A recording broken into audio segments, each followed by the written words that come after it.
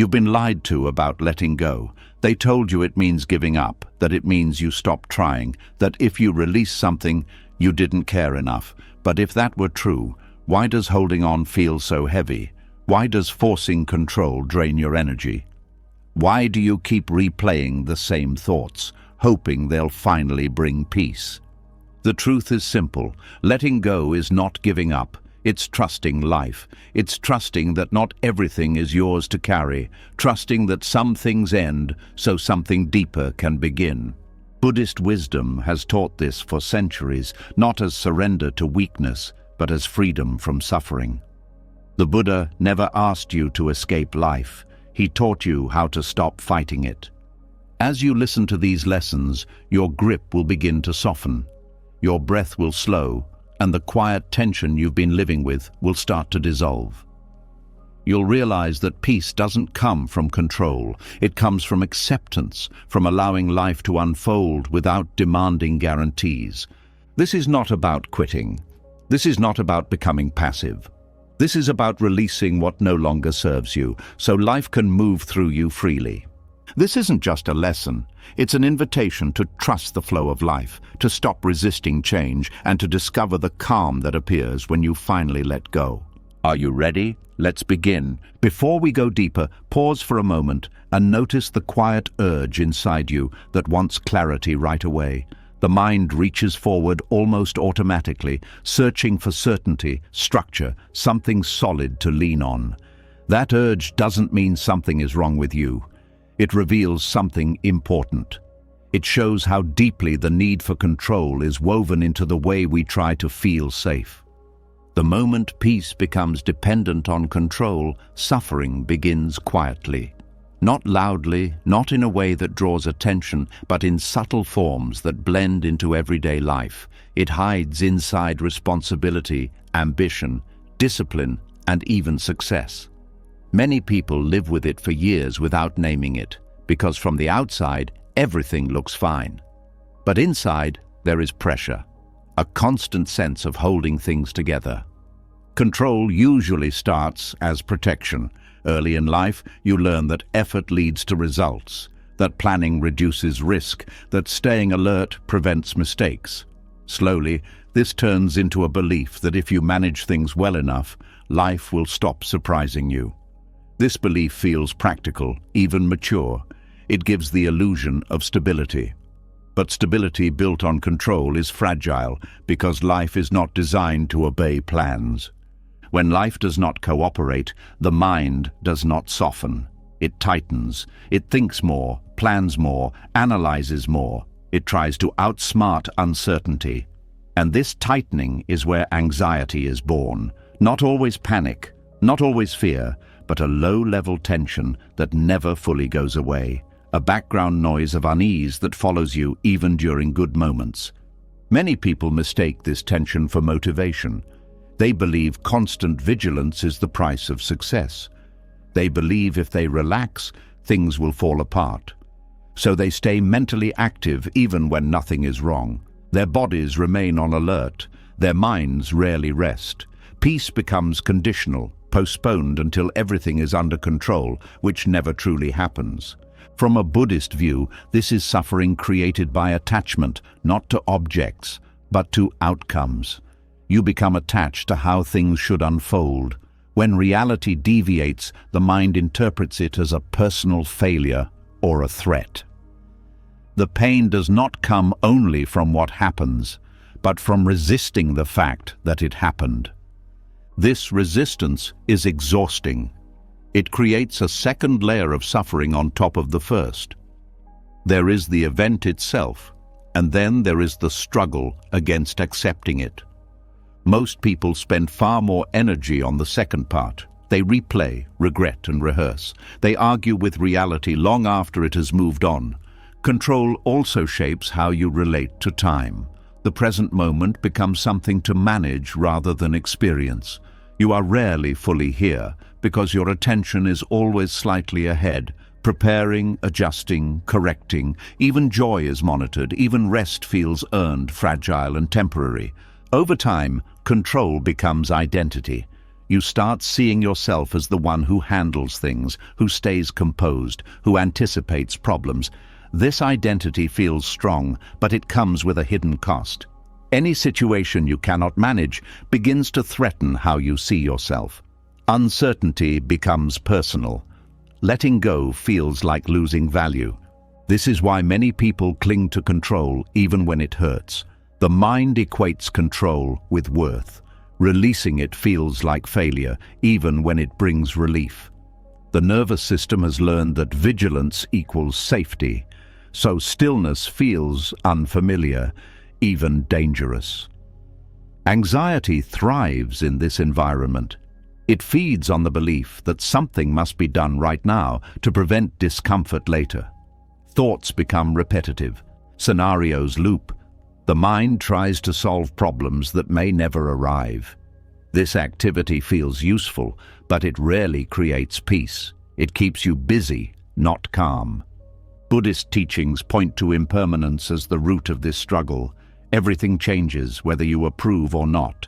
Bodies age, emotions shift, relationships evolve, circumstances turn. Control attempts to deny this truth. It tries to freeze life at a tolerable moment, but life resists being frozen. When you cling to stability, change feels like loss. Even natural transitions feel threatening. The mind interprets movement as danger because it disrupts predictability. Suffering increases not because change is harmful, but because resistance is constant. Letting go of control does not mean abandoning care or responsibility. It means releasing the belief that responsibility guarantees outcomes. You still act, you still choose, but you stop demanding that life reward effort with certainty. This shift is subtle, but powerful. As this shift begins, anxiety changes shape. It may still arise, but it loses dominance. You begin to see anxious thoughts as attempts to control the uncontrollable. You stop treating them as instructions. You allow uncertainty without immediately trying to fix it. This creates space. In that space, the body relaxes, not because the future is secure, but because you are no longer fighting the present. Breathing becomes easier. Thoughts slow down. The constant inner monitoring softens. Control also affects relationships in quiet ways. When inner peace depends on predictability, other people become variables to manage. You may try to influence how they feel, how they respond, how close they stay. This creates tension, even when intentions are loving. Connection becomes conditional. Letting go here means allowing others to be human, not predictable. It means accepting that closeness does not come from control, but from presence. When you stop managing people for emotional safety, relationships feel lighter and more real. Trust begins to replace control. Not blind trust that everything will work out, but trust that you can meet life as it unfolds. This trust does not promise comfort, it promises resilience. You stop needing guarantees to feel okay. Life becomes less about preventing discomfort and more about responding with awareness. You feel emotions without rushing to eliminate them. You allow situations to be incomplete. You stop treating uncertainty as an emergency. The illusion of control fades through observation, not force. Each moment you notice the urge to control and choose to stay present, the grip loosens. Each time you allow life to move without interference, tension releases. This does not make life perfect. It makes it lighter. You stop bracing for impact. You stop carrying responsibilities that were never yours. You experience moments without immediately preparing for their end. Suffering decreases not because life becomes predictable, but because resistance decreases. You stop asking reality to confirm your safety before allowing yourself to rest. You stop confusing vigilance with wisdom. Peace emerges quietly when control loosens its hold. Not as an achievement, not as something earned, but as a natural state that was always there beneath the effort. As the grip on control softens, something else quietly comes into view. Beneath the planning, the vigilance, and the effort to manage life, there is often a deeper attachment that remains unseen. It is not an attachment to outcomes anymore, but to a version of yourself shaped by pain. Even when control loosens, this identity can continue to suffer. There is a strange familiarity in pain that has a story. It feels known, it feels justified, it feels personal. The mind often returns to it not because it wants to suffer, but because it believes the story protects something important. This is where letting go becomes more difficult, not because the pain is intense, but because the identity built around it feels real. Pain happens, loss happens, betrayal happens, disappointment happens. These experiences are part of being human, but suffering does not end when the event ends. Often it continues because the mind keeps the event alive through identity. The story of what happened to me becomes a lens through which everything else is seen.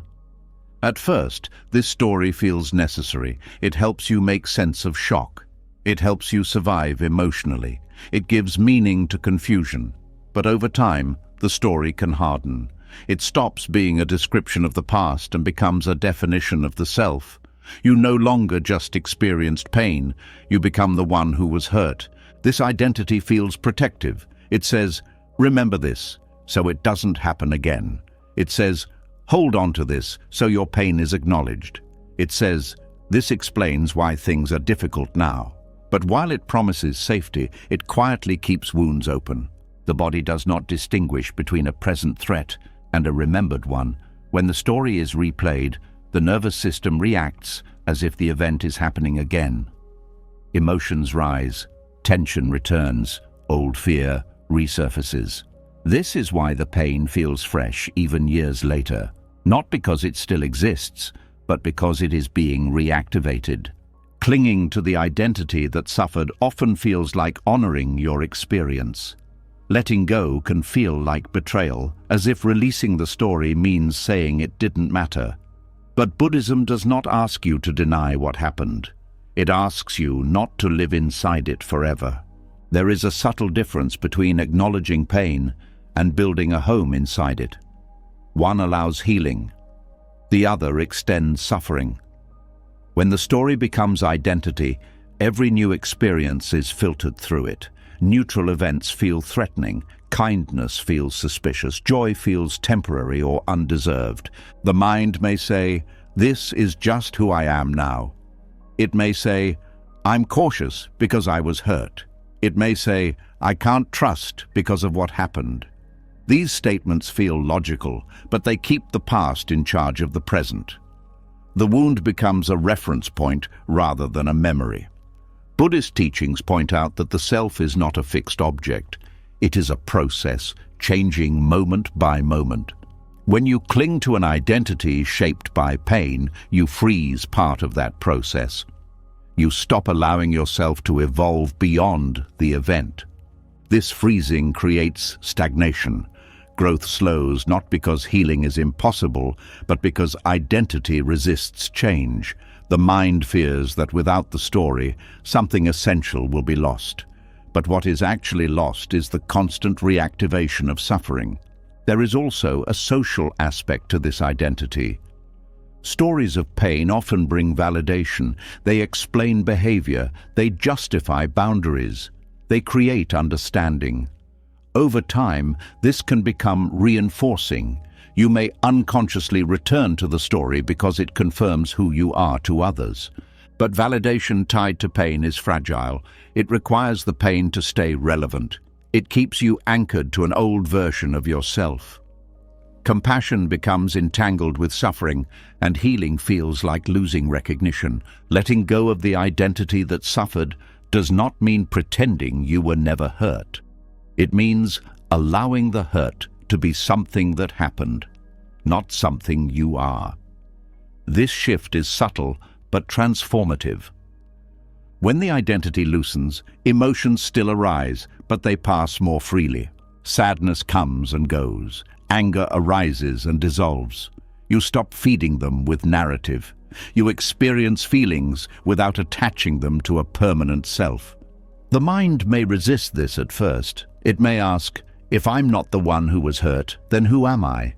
This question can feel unsettling, but it opens space. In that space, something new becomes possible. Without the story constantly running, attention returns to the present. Sensations become clearer. Moments feel less filtered. You begin responding to life as it is, not as it once was. This does not erase memory, it changes relationship.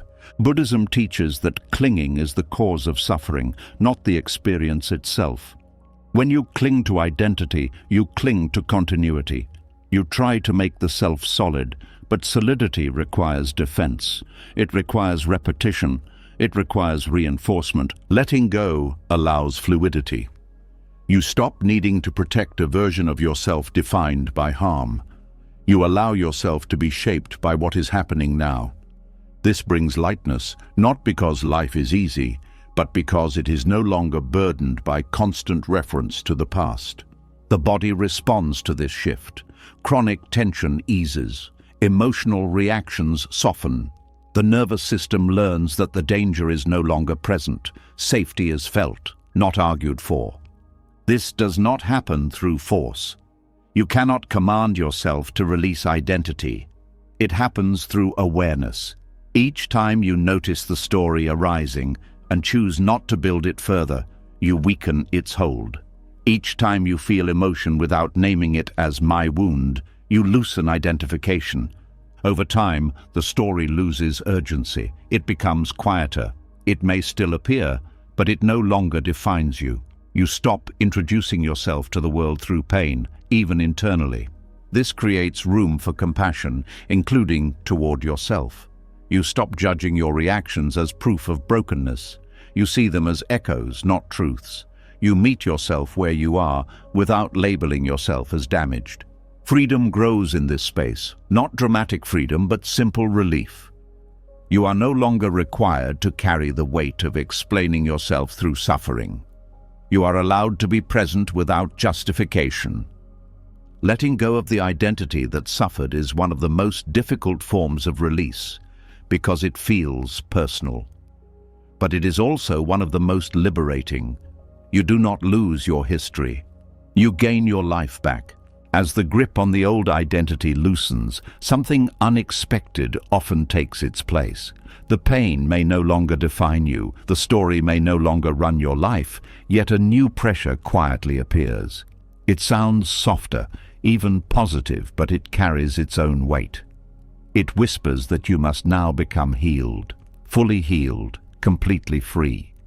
And until you reach that state, something about you is still unfinished. There is a moment when seeking healing feels hopeful. It feels like movement, like progress. After letting go of the identity shaped by suffering, the mind naturally wants resolution.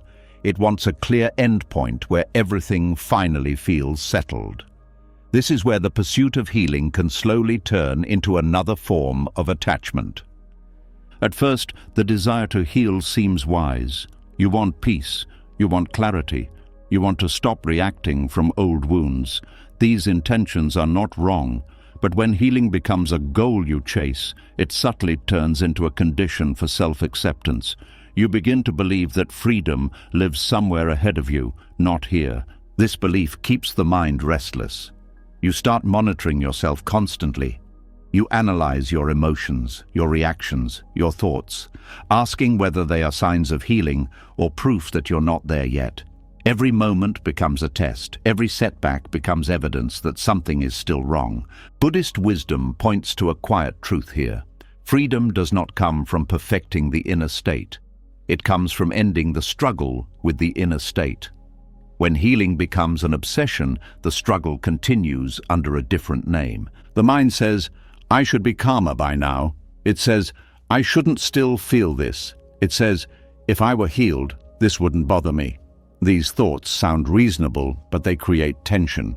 They divide experience into acceptable and unacceptable, and where there is division, there is suffering. Non-attachment to healing does not mean rejecting growth. It means releasing the demand that growth must look a certain way. It means allowing emotions to arise without treating them as obstacles. Healing stops being a finish line and becomes a natural unfolding. Many people unknowingly turn healing into an identity. They become someone who is always working on themselves, always processing, always improving. This identity feels responsible and conscious, but it can hide a subtle form of self-rejection. The underlying message is, I am not okay as I am. This message keeps you in a constant state of fixing. Even moments of peace are questioned. You wonder if they are real or temporary. You look for signs that they might disappear. The mind never fully rests because it believes healing must be maintained.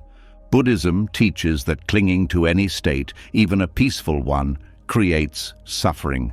Inner peace cannot be held. When you try to hold it, fear appears. Fear of losing it, fear of regressing, fear of failure. This fear keeps you from fully experiencing peace when it does arise. True freedom comes when you stop measuring yourself against an ideal version of who you think you should be. When you stop asking whether you are healed enough. When you stop using future wholeness as a condition for present acceptance. Obsessing over healing also narrows attention. You become inward-focused to the point of contraction. Every feeling is examined, every reaction is dissected. Life becomes a project rather than an experience. Presence is replaced by evaluation. This evaluation often creates shame. You judge yourself for still being triggered, for still feeling sad, for still having moments of fear. You tell yourself you should know better by now. But this judgment is not wisdom. It is attachment wearing a thoughtful disguise. From a Buddhist perspective, emotions are not problems to solve. They are experiences to meet. When you allow emotions to exist without assigning them a meaning about your progress, they pass more freely. Resistance gives them weight. Acceptance gives them space. Non-attachment to healing means letting yourself be human without grading yourself. It means understanding that old patterns may arise without defining you. It means seeing that freedom is not the absence of difficulty, but the absence of resistance to difficulty. This shift changes how you relate to setbacks. Instead of seeing them as failures, you see them as movements. Instead of asking, "Why am I still like this?" you ask nothing at all. You feel what is present and let it move on its own. The mind may resist this approach because it feels passive. It fears that without effort, nothing will improve. But effort, aimed at controlling inner experience, often delays the very freedom it seeks. Peace grows in openness, not pressure. When healing is no longer a project, attention returns to life itself. You notice simple things again. Breath, sensation, sound. You engage with the world instead of constantly checking your internal state. This outward flow naturally softens inattention. Non-attachment also releases comparison. You stop measuring your journey against others. You stop asking whether you're behind or ahead. Healing becomes personal, quiet, and unforced. It unfolds at its own pace. Buddhism does not offer a final healed self to arrive at. It points to the absence of a fixed self altogether. When you see that there is no permanent you to perfect, the urgency to heal dissolves. What remains is responsiveness, not striving. This does not mean wounds never surface. They may arise unexpectedly. But when they do, they are met with curiosity rather than alarm. You do not panic about what their presence means. You allow them to pass without attaching a story. Letting go of attachment to healing also softens time. You stop postponing peace until some future version of yourself appears. You allow peace to exist alongside imperfection. This is not resignation. It is maturity. The nervous system responds to this permission. It relaxes because it no longer needs to perform. The body senses that it does not have to be different to be safe. This felt sense of safety is more healing than any technique. When you stop chasing healing, something paradoxical happens. Integration deepens. Emotional resilience grows. You respond rather than react. Not because you tried harder, but because you stopped interfering. Buddhist teachings often describe liberation as seeing clearly rather than becoming something new. When you see that the urge to heal is itself a form of grasping, the grasping loosens. You stop chasing freedom and start living it. This way of being is quieter, less dramatic. There is no moment where you declare yourself healed. There is just less struggle, less inner commentary, less urgency to arrive somewhere else. Life continues to bring challenges. Emotions still come and go. But you no longer use them as evidence against yourself. You trust the process without needing to control it. When the effort to fix yourself finally loosens, something else quietly becomes noticeable. It is not dramatic or loud. It is the subtle movement underneath everything. The rise and fall of sensations. The way moods shift without asking permission. The way moments refuse to stay still. What once felt unsettling now becomes impossible to ignore. Change has always been there, but now you are no longer distracted by trying to escape it. There is a reason impermanence feels uncomfortable to most people. From early on, the mind learns to associate stability with safety. Consistency feels reassuring. Familiar routines, familiar relationships, familiar versions of ourselves give the nervous system a sense of ground. When something changes, even slightly, the body reacts before thought catches up. Muscles tighten, breath shortens, the system prepares for loss. This reaction is not a mistake, it is learned. Over time, impermanence becomes linked with pain. Things that change often leave. People drift, feelings fade, roles end. The mind concludes that change is something to manage, resist, or delay for as long as possible.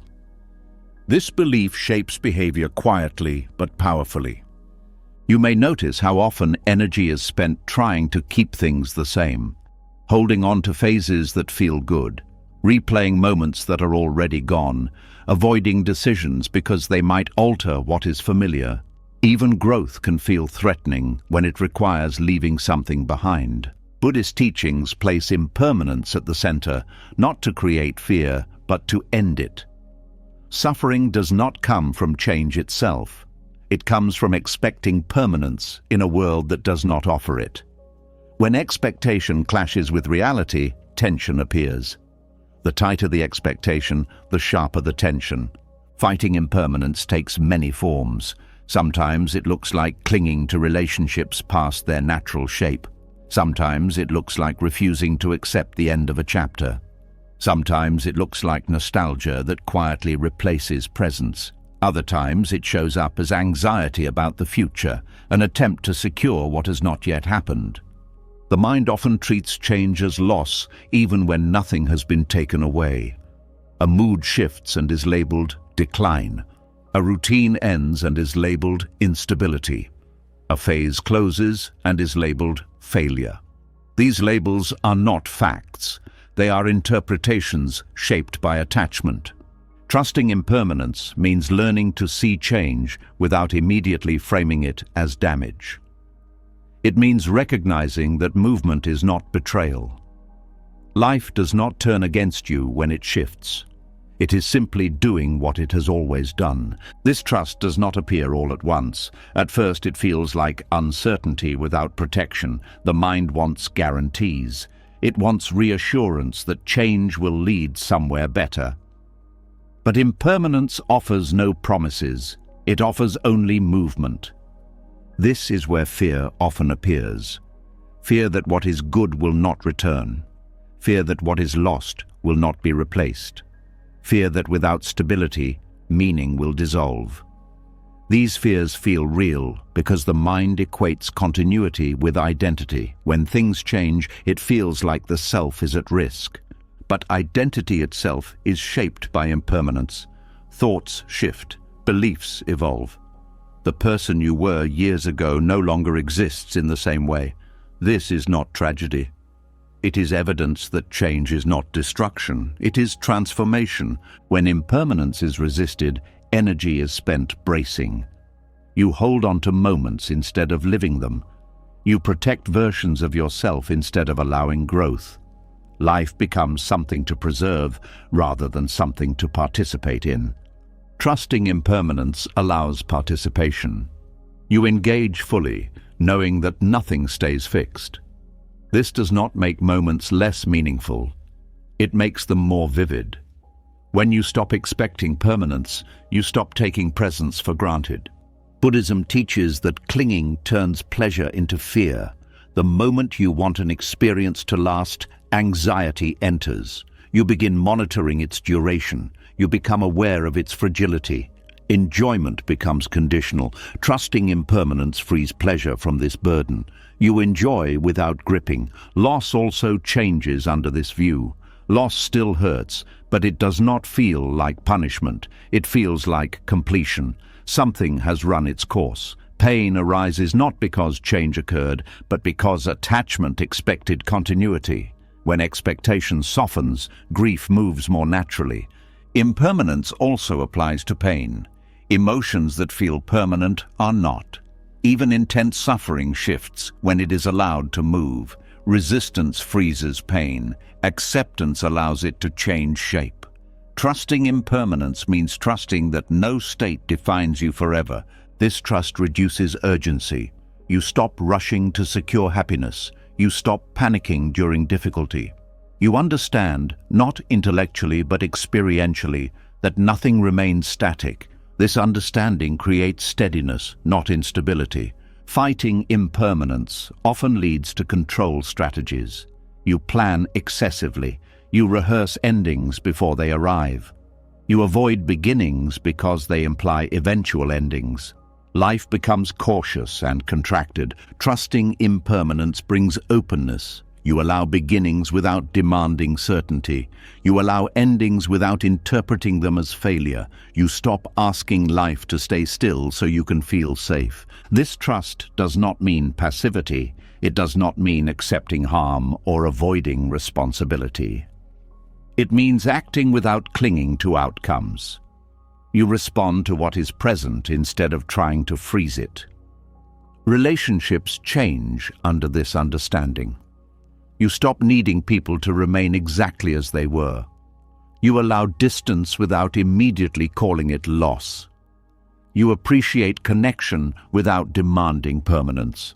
This creates more honesty and less fear. The body also responds differently to change when impermanence is trusted. Tension decreases. The nervous system stops bracing for disruption. There is a sense of flow rather than interruption. Change becomes movement instead of threat. Time feels different as well. You stop rushing moments. You stop postponing presence. You meet experiences as they arise, knowing they will pass. This awareness deepens attention rather than diminishing it. Trusting impermanence also softens regret. Past choices are seen as part of movement, not fixed mistakes. You recognize that each decision emerged from who you were at the time. Blame loosens. Compassion grows. Fear of the future decreases, not because the future is known, but because uncertainty is no longer interpreted as danger. You stop trying to outthink life. You meet it as it unfolds.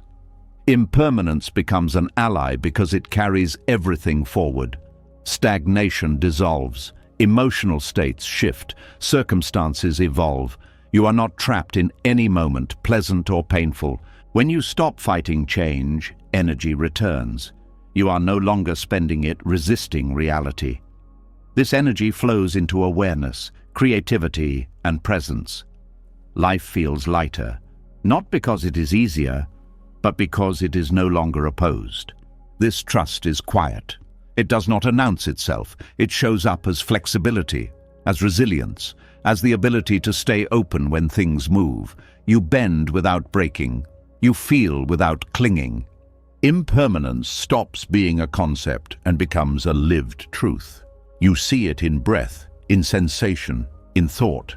Nothing stays. And because nothing stays, nothing has to be held. The fear of loss softens when you see that holding never prevented loss in the first place. What it prevented was ease. What it prevented was presence. Trusting impermanence allows life to pass through you without obstruction. Moments arrive, moments leave. You remain not as a fixed self, but as awareness moving with change. There is no effort required here, no technique to master. Just a willingness to stop demanding that life remain the same so you can feel safe. Change continues, as it always has, but it is no longer treated as an enemy. It is recognized as the rhythm that carries everything forward. As trust in change settles, the mind often reaches for something familiar to hold on to. Control has loosened. Fixed identities have softened. Even the chase for healing has slowed. Yet there is still a subtle grasp that feels comforting, almost virtuous. It doesn't feel like resistance. It feels like strength. It feels like hope. Hope is usually praised as something good. It sounds gentle, encouraging, necessary. People are taught to hold on to it during difficulty, to protect it at all costs. But there is a form of hope that quietly hurts. Not because hope itself is wrong, but because of how it is used to avoid what is already here.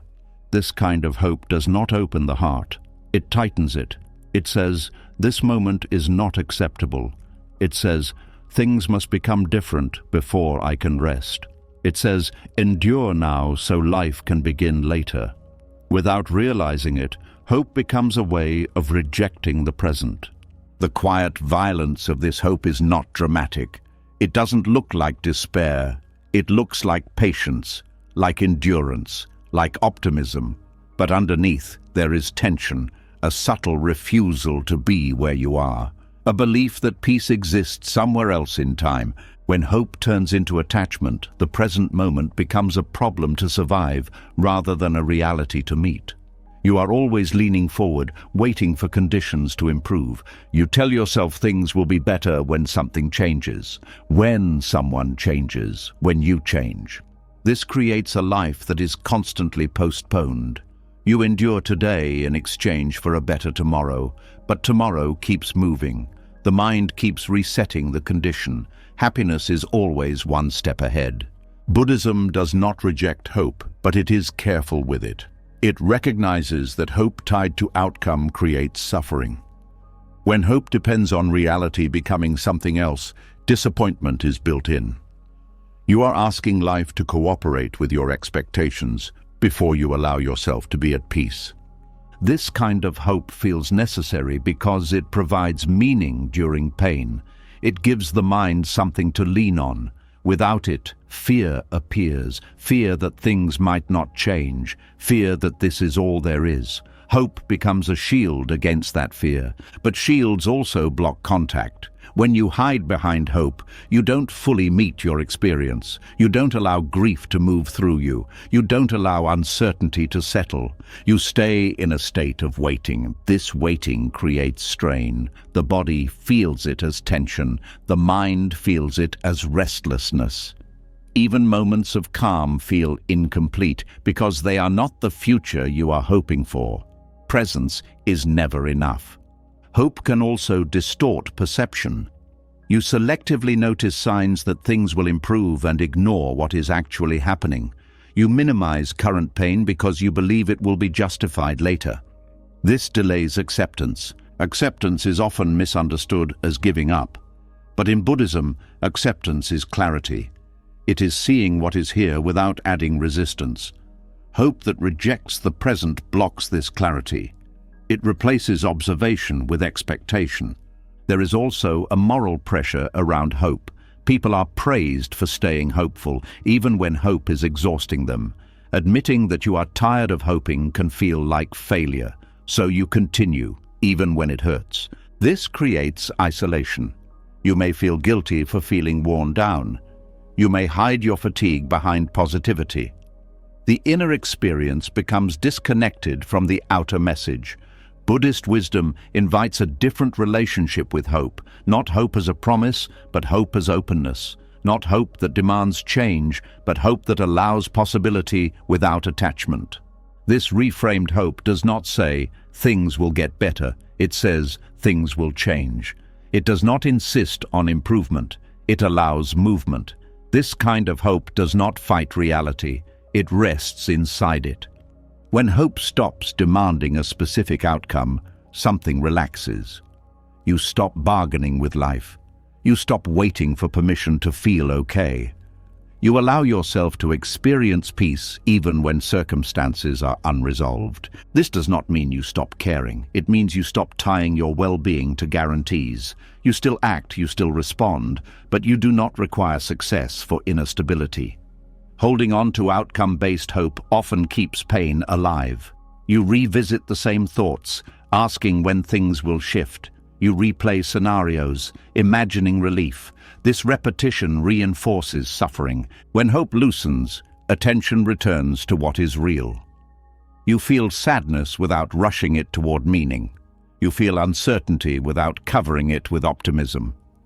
Emotions move more honestly. There is also a subtle aggression in false hope. It pushes against reality. It says, "This should not be happening."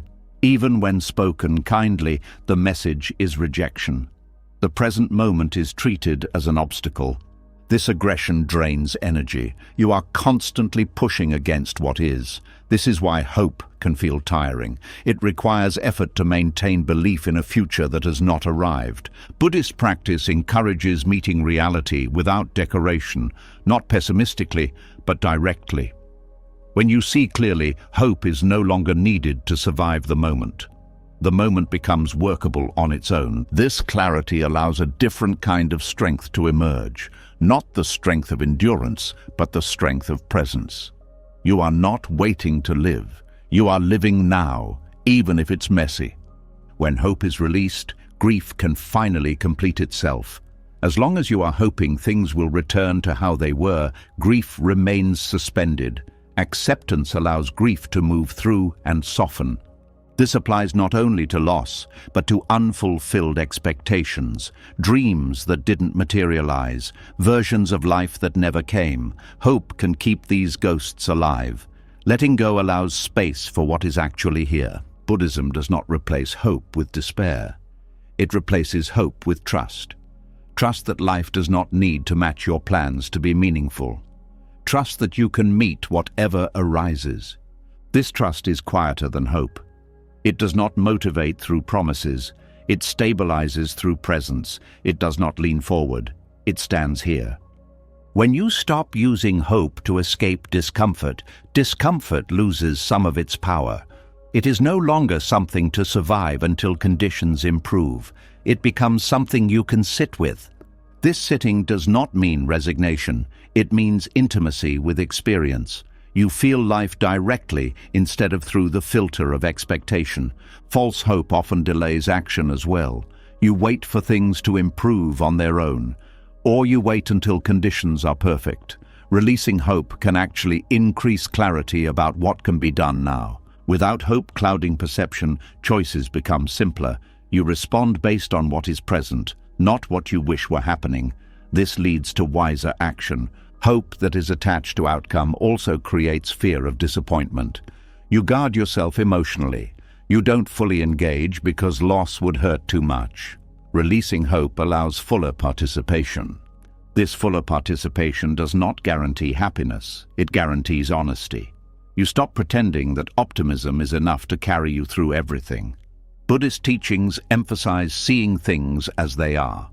When hope no longer interferes with this seeing, suffering decreases.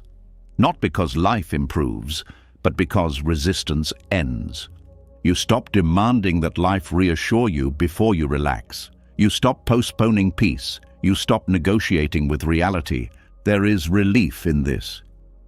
Not relief because everything is okay, but relief because you are no longer fighting what is not okay.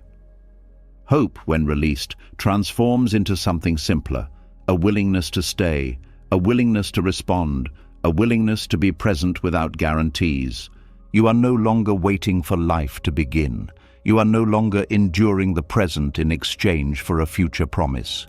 You are here with what is, without needing it to become something else. When the need for hopeful reassurance softens, another quiet habit reveals itself. Even without waiting for life to improve, even without leaning on future promises, the heart can still feel tense. Not because of what is happening, but because of how it is seen, or more precisely, because of who sees it. There is a lingering desire to be understood. There is a deep human urge to explain pain, to be seen correctly, to have someone say, "Yes, that makes sense. I get why you feel this way." This desire is not wrong. It grows from connection. But when the need to be understood becomes a requirement for peace, suffering quietly continues. Many people carry their experiences like unfinished sentences. They replay conversations that never happened. They rehearse explanations in their minds. They wait for the moment when someone finally understands their side. Until that moment arrives, something inside remains tight. This tension can last for years. Long after the event has passed, long after choices have been made, the mind keeps returning to the same question. Do they understand why I did this? When the answer feels like no, discomfort lingers. The wish to be understood often hides behind reasonable motives. You want fairness, you want acknowledgement, you want clarity, but beneath these motives is a subtle attachment. The belief that your inner peace depends on someone else's recognition. This belief quietly gives others power over your emotional state. Their agreement becomes soothing. Their misunderstanding becomes painful. You begin monitoring reactions, reading between lines, searching for validation even when it is not offered. Buddhism points to this as another form of clinging. Not clinging to outcomes, not clinging to identity, but clinging to perception. You want reality to reflect you accurately. When it doesn't, discomfort arises. The problem is not that people misunderstand you. Misunderstanding is inevitable. Everyone views life through their own experiences, fears, and limitations. The problem is believing that misunderstanding diminishes your truth. When you need others to validate your pain, you keep the pain active. You revisit it each time it is not acknowledged. You reopen it in conversations, explanations, and internal arguments. The pain becomes something to defend. This defense consumes energy. You feel it as frustration, as bitterness, as the urge to correct. Even silence from others can feel like rejection. You interpret it as proof that your experience does not matter. Over time, this need to be understood can shape behavior. You may over-explain. You may justify choices long after they need no justification. You may feel anxious about how your actions are perceived, even when you are at peace with them internally. This creates a split. Outwardly, you move on. Inwardly, you wait. You wait for understanding to arrive so you can finally rest. Letting go of being understood does not mean becoming indifferent. It means recognizing that your experience is valid even when it is unseen. It means allowing your inner truth to stand on its own. This is difficult because the mind equates being understood with being safe. When others see you correctly, you feel less alone. When they don't, the nervous system reacts as if something is wrong. But safety does not actually come from agreement. It comes from self-trust. When you trust your own experience, misunderstanding loses its sting. Buddhist teachings encourage turning attention inward, not to isolate, but to stabilize. When you stop outsourcing validation, you reclaim authority over your inner life. This does not mean you stop communicating. It means you stop communicating to prove something. You speak when it feels true, not when it feels necessary to be accepted. There is relief in this shift. You no longer need to persuade others of your pain. You no longer need to justify your boundaries. You no longer need to convince anyone that your choices were reasonable. The mind initially resists this release. It fears being dismissed. It fears invisibility. It fears being alone with experience. But this fear is based on an old belief that connection requires agreement. In reality, connection deepens when you are no longer defending yourself. Conversations become lighter. You listen more. You speak with less urgency. You allow differences without needing to resolve them. Letting go of being understood also softens resentment. When you stop expecting others to get it, you stop keeping score. You release the silent demand that they catch up to your inner world. This release changes how you relate to the past. Old misunderstandings lose their emotional charge. You stop revisiting moments where you felt unseen. The story loosens because it no longer needs a witness. Your sense of self becomes quieter and more grounded. You no longer define yourself through reaction. You no longer need applause for your survival. Buddhism teaches that suffering increases when we cling to how things should be perceived. The moment you let perception be what it is, suffering decreases. This does not mean people will suddenly understand you more. It means their understanding stops being central. Their opinions no longer determine your peace. There is a subtle dignity in this. You stand without defense. You act without needing explanation. You allow yourself to be misread without correcting every misunderstanding. This dignity does not isolate you. It frees you. You engage with others from choice, not need. You share from openness, not from hunger. Letting go of being understood also allows deeper compassion. When you see how limited perception is, you stop taking misunderstanding personally. You recognize that others are acting from their own stories. This recognition softens judgment. You stop assuming ill intent. You stop expecting perfect empathy. You accept human limitation without bitterness. The nervous system relaxes as well. It no longer scans for approval. It no longer tightens when opinions differ. There is more internal space. You begin to notice how much energy was spent managing impressions, explaining yourself, clarifying, correcting. All of that energy returns when you stop.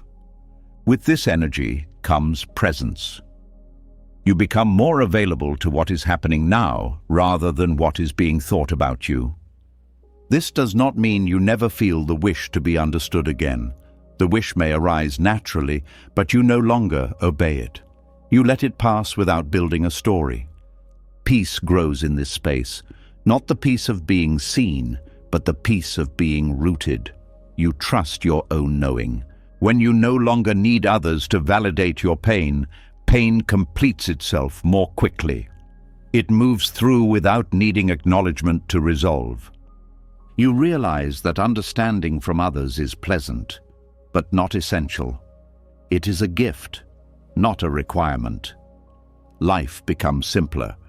You speak when you want. You are silent when you want. Neither choice threatens your sense of self. You stop asking the world to mirror you. You stop waiting for recognition. You stop holding your breath for agreement. There is freedom here. Quiet, steady freedom. You are no longer carrying the burden of being seen correctly. You are simply living without explanation. When the urge to be understood finally loosens, something else often remains quietly unresolved. You no longer need others to validate your pain. You no longer feel compelled to explain yourself. Yet inside, there can still be a low ache, not sharp, not loud, but unfinished. It doesn't ask for sympathy. It asks for answers. It asks for closure. There is a particular kind of discomfort that comes from not knowing why someone left, why something ended the way it did, why effort wasn't enough, why silence replaced connection. The mind tells itself that once the explanation arrives, peace will follow. Until then, something stays open. This search feels reasonable. Humans are meaning-making beings. Understanding helps us orient ourselves. It helps us place events into a story that feels coherent. But when closure becomes a demand rather than a natural unfolding, it quietly prolongs suffering. Closure is often imagined as a final conversation, a clear explanation, an apology, or a moment where everything suddenly makes sense. The mind believes that without this moment, healing is incomplete. So it keeps the door open, it keeps revisiting the wound, hoping clarity will arrive. What is rarely questioned is whether clarity is actually needed, or whether the need for clarity is what keeps the wound alive. Many wounds do not stay open because they are deep, but because they are revisited. The mind returns again and again, asking the same questions, replaying the same scenes, searching for a missing piece. This repetition feels productive, but it rarely brings peace. It brings familiarity. The mind tells itself it is seeking understanding, but often it is seeking control. An explanation would make the past predictable. It would restore order. It would turn uncertainty into something solid. This desire mirrors the old habit of control, now focused on the past instead of the future. Buddhist teachings point out that not everything resolves through explanation. Some events do not come with clean narratives. Some endings are incomplete.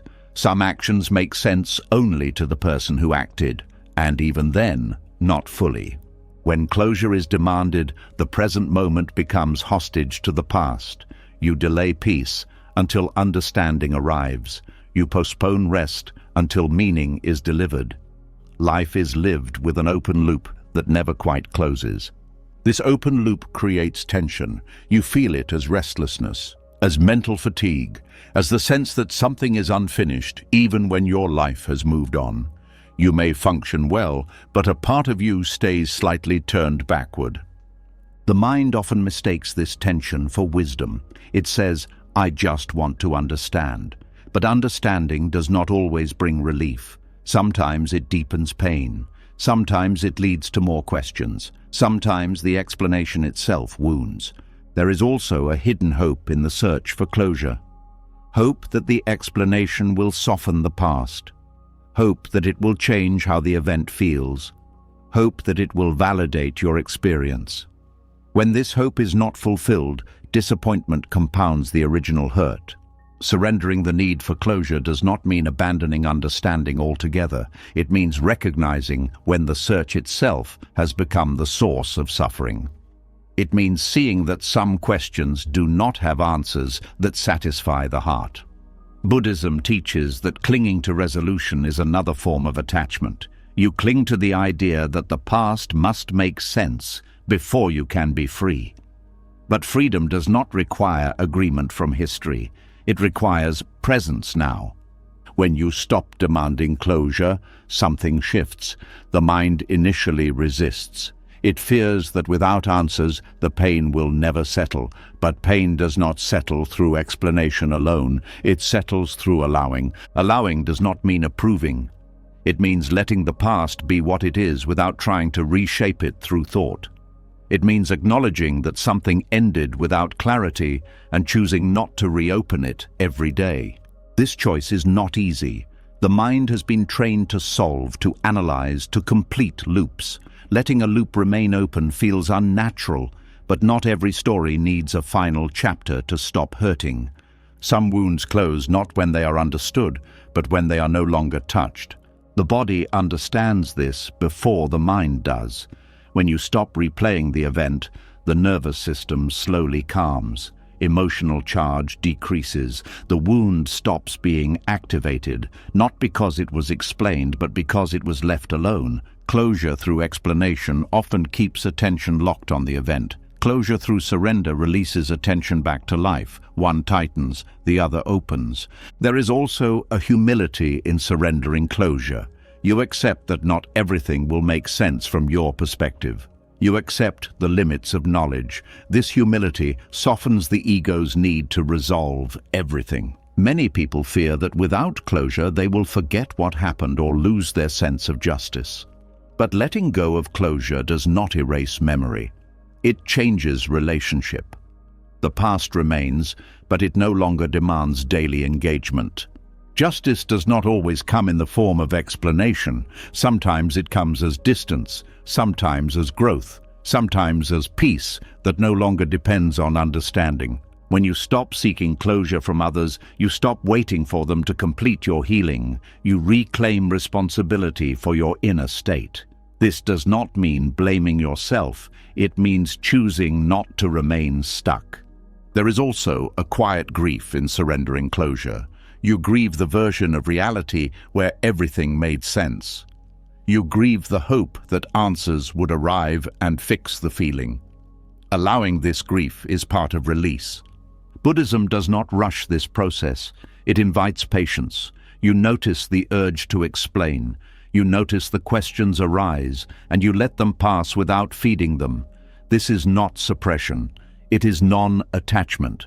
Non-attachment means allowing questions to exist without needing them answered. It means letting uncertainty be present without turning it into a problem.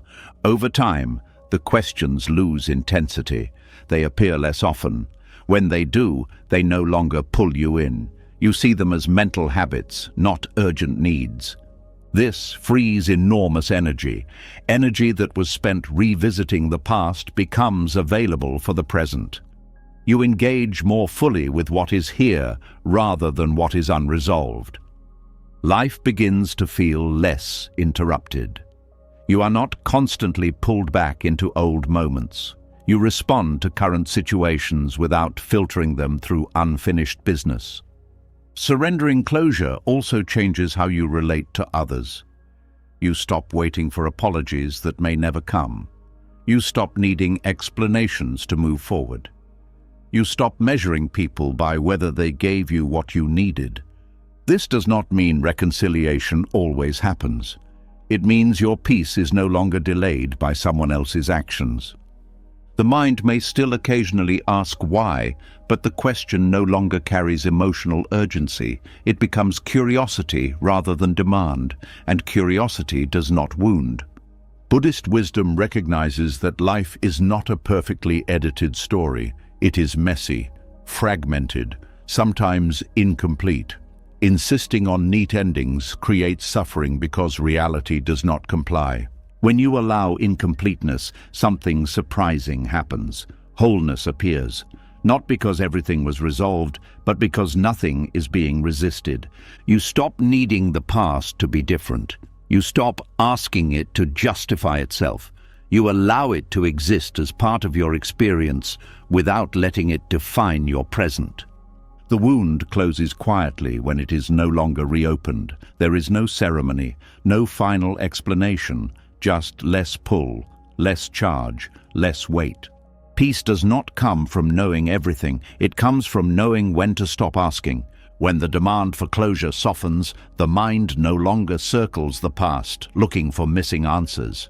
There is more space, fewer open wounds being touched. Yet in this space, another pressure often becomes clearer. It does not come from what happened before. It comes from what you believe must happen next. A quiet voice that says you should be better by now. This voice rarely sounds harsh. It often sounds reasonable. It talks about growth, discipline, awareness, healing, progress. It tells you that working on yourself is good, even necessary. And on the surface, that is true. But when improvement becomes an obligation rather than a choice, it stops being care and becomes rejection.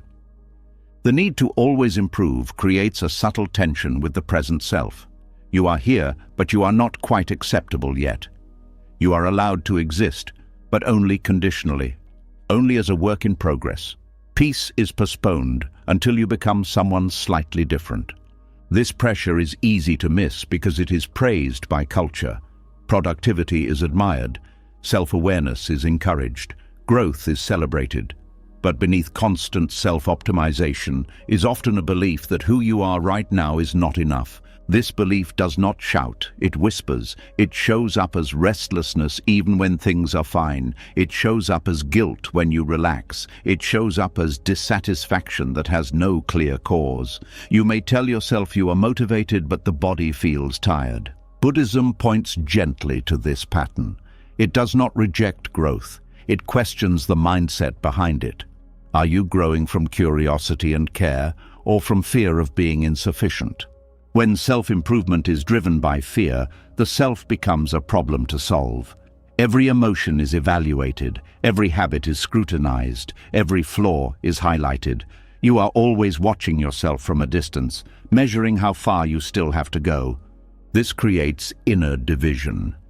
There is the one who is judging and the one being judged. The judge believes it is helping. The one being judged feels constantly behind. This inner split is a form of suffering. You may notice how difficult it becomes to rest without guilt. Even downtime feels unproductive.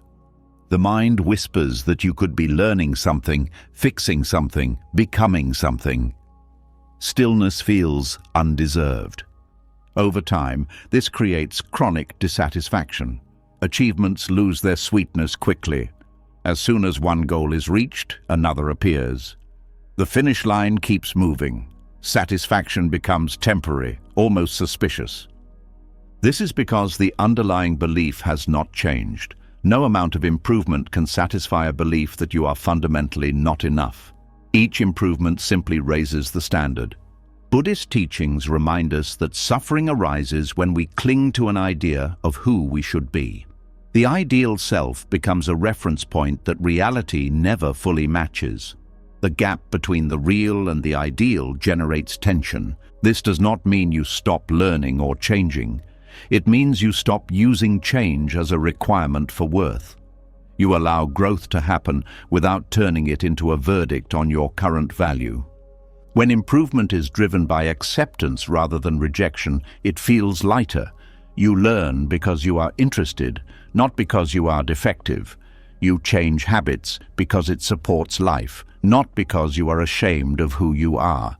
The difference is subtle but powerful. One path tightens, the other opens. Constant self-optimization often comes with comparison.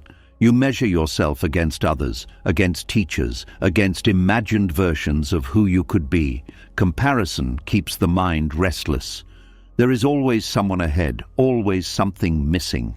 This comparison reinforces the belief that peace belongs to a future version of you. The present self becomes a temporary placeholder. You live slightly ahead of yourself, never fully arriving. Buddhism invites a radical shift here. Instead of fixing the self, you observe it. Instead of improving the self, you understand it. Awareness replaces correction. This awareness is not passive, it is deeply attentive.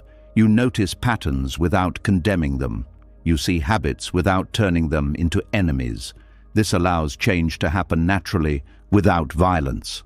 Self-rejection disguised as improvement often shows up as harsh inner language. Words like should, must, and not enough appear frequently. These words create pressure, not clarity. When you release the self that must always improve, this language softens. You speak to yourself with more neutrality. You describe rather than judge. This changes the nervous system's response. The body relaxes when it is no longer being pushed. Learning becomes easier. Insight deepens. Growth happens with less resistance. There is also a grief in releasing constant self-improvement. You grieve the belief that perfection would finally make you safe. You grieve the promise that becoming better would end discomfort. Allowing this grief is important. Without it, the mind keeps chasing improvement as a substitute for acceptance. Buddhism teaches that the self is not a project. It is a process. Trying to perfect a process creates frustration. Watching it unfold creates wisdom. When you stop demanding improvement, you begin to meet yourself where you are, not as a failure, not as a success, just as a human experience unfolding. This meeting brings unexpected relief. You no longer have to earn your right to exist. You no longer have to justify rest. You no longer have to prove growth. Growth still happens, but it is no longer forced. It arises from understanding rather than pressure. Habits change because awareness deepens, not because you punish yourself. The mind becomes quieter when it stops managing itself. There is less internal commentary, less evaluation, more presence. Releasing the self that must always improve does not make you stagnant. It makes you honest. You see what is actually happening instead of what should be happening. From this honesty, real change emerges. Not dramatic, not constant, but sustainable. You begin to trust that you are allowed to be here as you are, even while changing. Peace no longer waits at the end of improvement. It exists alongside imperfection. Nothing needs to be fixed for this to be true. When the pressure to constantly improve fades, a softer space opens inside. You are no longer fighting yourself.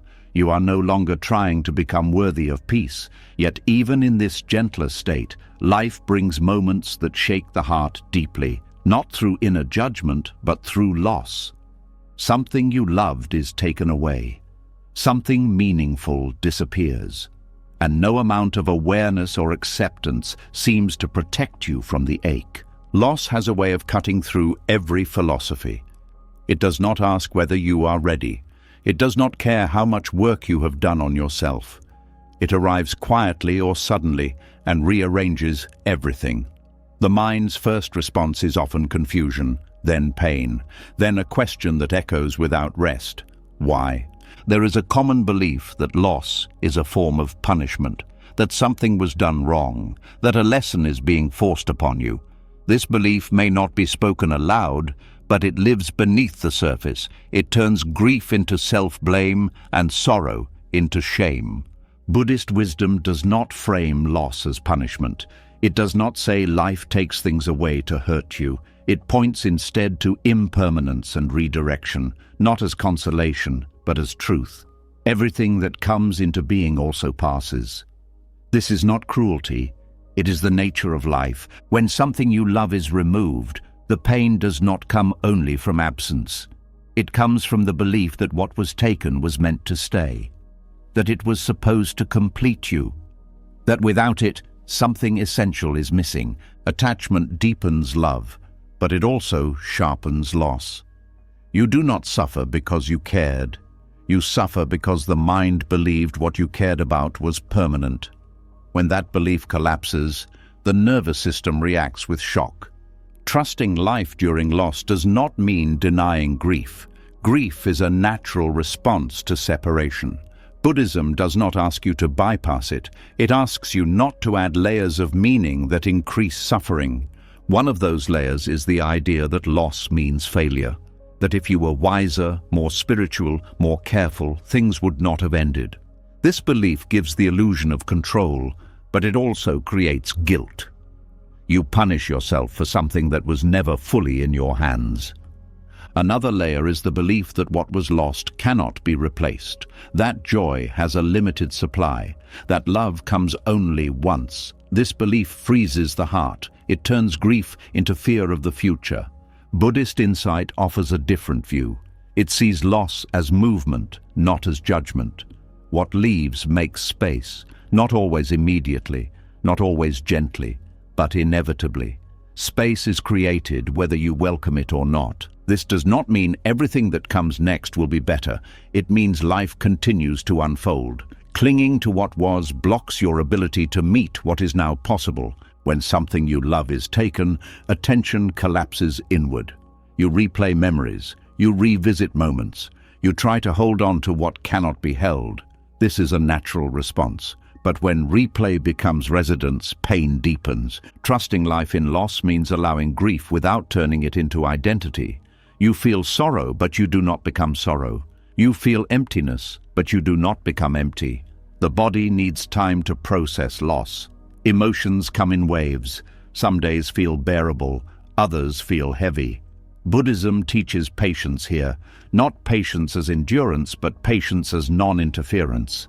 You allow the waves to rise and fall without forcing resolution. Loss often strips away illusions, illusions of control, illusions of permanence, illusions of fairness.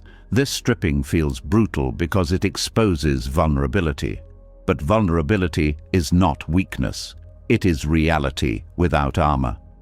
When you trust life, you stop asking loss to explain itself. You stop demanding meaning before allowing yourself to breathe.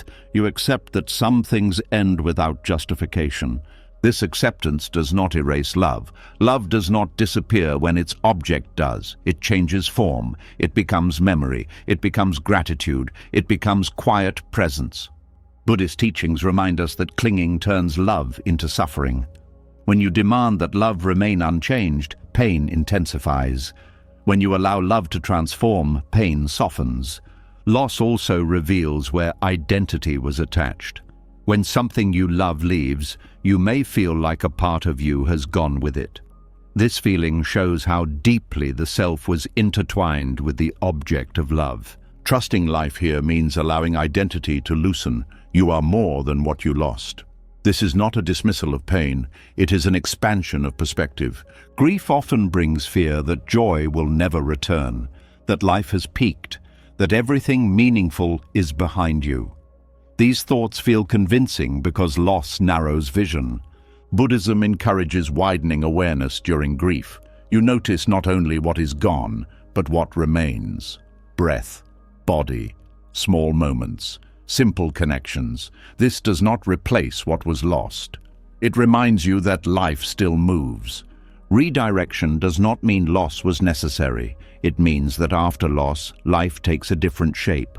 Paths close, others open. You do not need to celebrate this. You only need to acknowledge it. Many people resist redirection because it feels like betrayal.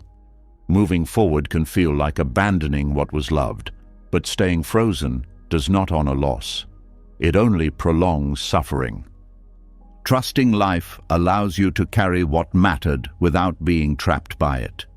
You remember without reliving. You honor without clinging.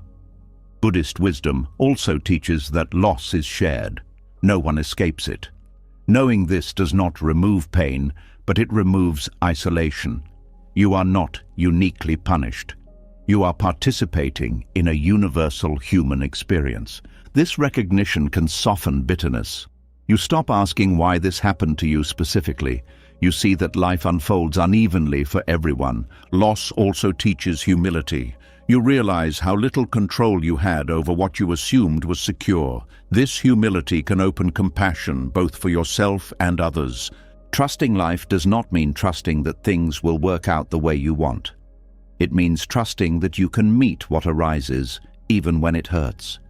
When you stop interpreting loss as punishment, anger softens.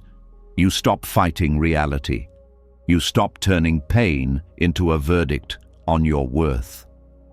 The heart gradually adjusts, not by forgetting, but by expanding. You make room for grief alongside living. You stop waiting for grief to end before participating in life. This participation is gentle at first, small steps, small engagements. Buddhism does not rush this. It respects the pace of the heart. Loss often deepens awareness. You notice fragility. You notice preciousness. Moments feel more vivid because you know they pass. Trusting life means allowing this awareness without turning it into fear. You appreciate without gripping. You love without demanding permanence. There is a quiet strength that grows through loss when it is not resisted. You learn that you can survive change, that you can feel deeply and continue. This strength is not hard, it is flexible. It bends rather than breaks. Loss also dissolves illusions about happiness. You see that happiness was never about securing everything you love forever. It was about presence within impermanence. Buddhist insight does not promise protection from loss. It offers freedom within it. Freedom from self-blame. Freedom from resentment. Freedom from the belief that life is against you. Trusting life when it removes what you love means staying open when everything in you wants to close. It means allowing grief to pass through without building walls around the heart. This openness does not make loss painless, it makes it honest. Over time, something settles, not because you understand why loss happened, but because you stop arguing with the fact that it did. You stop asking life to justify itself. You begin to live again, not in the same way, not with the same assumptions, but with deeper presence. What was lost remains part of your story, but it no longer blocks the next page. You carry love forward without needing it to look the same. Trust in life grows quietly here, not as belief, but as experience. You have seen that even when something precious is taken, you remain. Breath continues. Awareness continues. Life continues. This trust does not eliminate sorrow. It allows sorrow to coexist with living. You do not rush grief away. You do not worship it either. Loss becomes a passage, not a punishment. A movement, not a verdict. Life turns, and you turn with it, without needing to know where it leads. When life takes something you loved and you learn to keep your heart open, another kind of loss quietly makes itself known. Nothing has been taken yet. No event has occurred. And still, there is grief. It arrives without warning, heavy and confusing, because what hurts is not what happened, but what was supposed to happen. There is a future many people carry inside without realizing it. A future that feels solid, reasonable, almost guaranteed. It is built slowly, through expectations, plans, and quiet assumptions. You don't just think about it, you live from it. You organize your choices around it. You comfort yourself with it when things are hard. This future feels so real that when it begins to slip, the body reacts as if something has already been lost. Attachment to an imagined future is subtle because it often looks like hope, motivation, or direction. You tell yourself you're being practical, you're planning, you're setting goals. But beneath this planning is an emotional investment. You don't just want that future to happen, you need it to happen for your life to make sense. This is where grief begins before loss. You might notice it as sadness without a clear cause, or anxiety that doesn't match your present circumstances, or a sense of disappointment even though nothing bad has occurred yet. The mind is already mourning a future that is no longer certain. Buddhist wisdom points gently to this habit.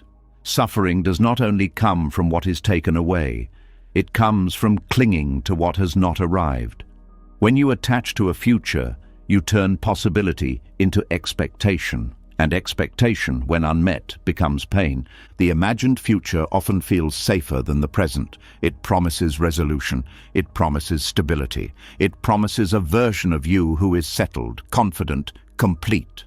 When the present feels uncertain, the future becomes a refuge. But refuges built on imagination are fragile. The moment reality stops aligning with the plan, fear appears. The mind scrambles to protect the image. It tries to adjust timelines, reinterpret signs, or deny what is changing. This resistance creates tension. You live half in the present and half in a future that may never arrive. You are not fully here, and you are not fully there. This split drains energy. Attachment to the future also creates pressure. You feel rushed, you feel behind. You measure your current life against a version that exists only in your mind. No matter how much you do, it feels insufficient because you are not where you thought you'd be. This pressure is often internal. Others may not see it. From the outside, you appear functional, even successful. Inside, there is a quiet grief for a life that was supposed to unfold differently. The mind may replay turning points, decisions that seemed small at the time, moments where you believe things went off track. You ask yourself how things would look now if those moments had gone another way. This replay strengthens the attachment. It keeps the imagined future alive. Buddhism teaches that the future is not something you possess. It is not an object you can secure. It is a concept formed in the mind, shaped by desire and fear. When you cling to it, you suffer not because it disappears, but because it was never solid to begin with. Letting go of the future you were certain about does not mean becoming directionless. It means releasing the belief that your worth, happiness, or meaning depends on a specific outcome. This is difficult because imagined futures often carry identity.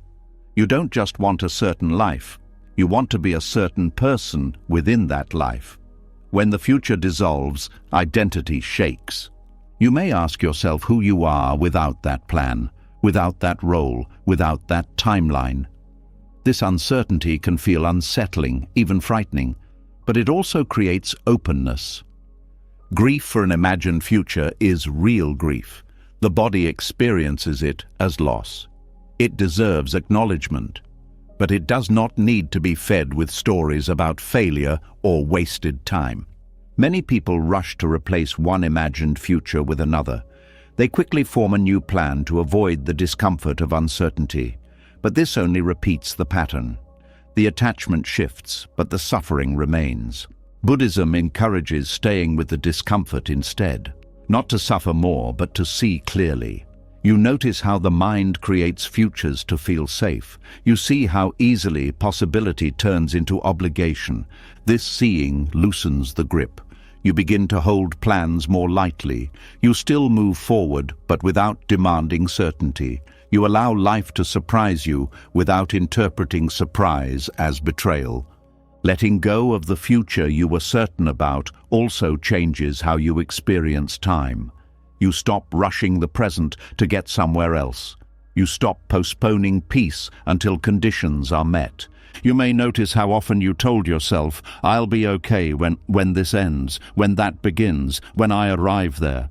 Each sentence delayed your life. Releasing attachment to the future brings life back to now, not as a consolation prize, but as the only place experience actually happens. This does not mean the present suddenly becomes perfect. It means you stop rejecting it in favor of an idea. You allow moments to be incomplete without labeling them as wrong. There is also a quiet freedom in not knowing. When you stop pretending the future is settled, curiosity replaces fear. You become more responsive, more flexible, less rigid in your expectations. Buddhist teachings emphasize impermanence not to remove hope, but to remove false certainty. When you accept that the future is fluid, you stop grieving its changes in advance. This acceptance reduces anxiety. You are no longer constantly checking whether life is staying on track. You stop interpreting every shift as a warning sign. Letting go of imagined futures also softens regret. You stop seeing the past as a series of missed chances leading away from the life you were supposed to have. You see it as the only path that could have been walked. This perspective brings compassion. You recognize that past decisions were made with the awareness available at the time. You stop punishing yourself for not predicting the future. The mind may still form images of what could be. That is natural. The difference is you no longer attach your sense of self to those images. They become possibilities, not promises.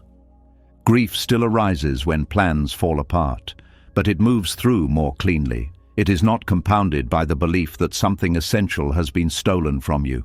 You begin to trust that meaning does not come from fulfilling a script. It comes from presence within change. Life does not need to match your expectations to be meaningful. This trust does not make you passive, it makes you adaptable. You act with intention, but you allow outcomes to shift. You stop clinging to certainty as a form of safety. Letting go of the future you were certain about also changes how you relate to others. You stop measuring relationships by whether they fit into your plan. You allow connections to exist without assigning them a permanent role. This reduces fear of endings. You appreciate what is real now without demanding it lead somewhere specific. Buddhism teaches that clinging to the future creates suffering because it pulls you away from the present. When attention is constantly ahead, life is always being missed. Releasing that pull allows attention to settle. You notice details again, sensations, conversations, small moments that were overshadowed by anticipation. You stop living in preparation mode. You stop waiting for your real life to start. You recognize that it has been happening all along. The future you were certain about may never arrive, or it may arrive in a form you never expected. Either way, attachment only creates pain in advance. Letting go does not erase dreams. It frees them from obligation. They become expressions of interest rather than conditions for happiness. You are no longer grieving a future that hasn't happened yet. You are living the life that is unfolding now. There is relief in this, quiet relief, the kind that comes when you stop arguing with time. You allow life to move without needing to know where it leads. You trust that you can meet what comes, even if it looks nothing like what you planned. The imagined future loosens its hold, the present opens, and in that opening grief softens into curiosity, and pressure gives way to breath. When the grip on a certain future loosens, there is more room to breathe. You are no longer forcing life to follow a script. You are no longer measuring today against an imagined tomorrow. Yet even in this openness, another attachment can quietly take shape. It does not look like fear or desire. It looks like clarity, like awareness, like being right. There is comfort in believing you see more clearly than others, that you understand life better, that your values are more refined, your choices more conscious, your reactions more justified. This comfort feels earned. After all, you have reflected. You have questioned yourself. You have let go of many illusions. Surely that counts for something.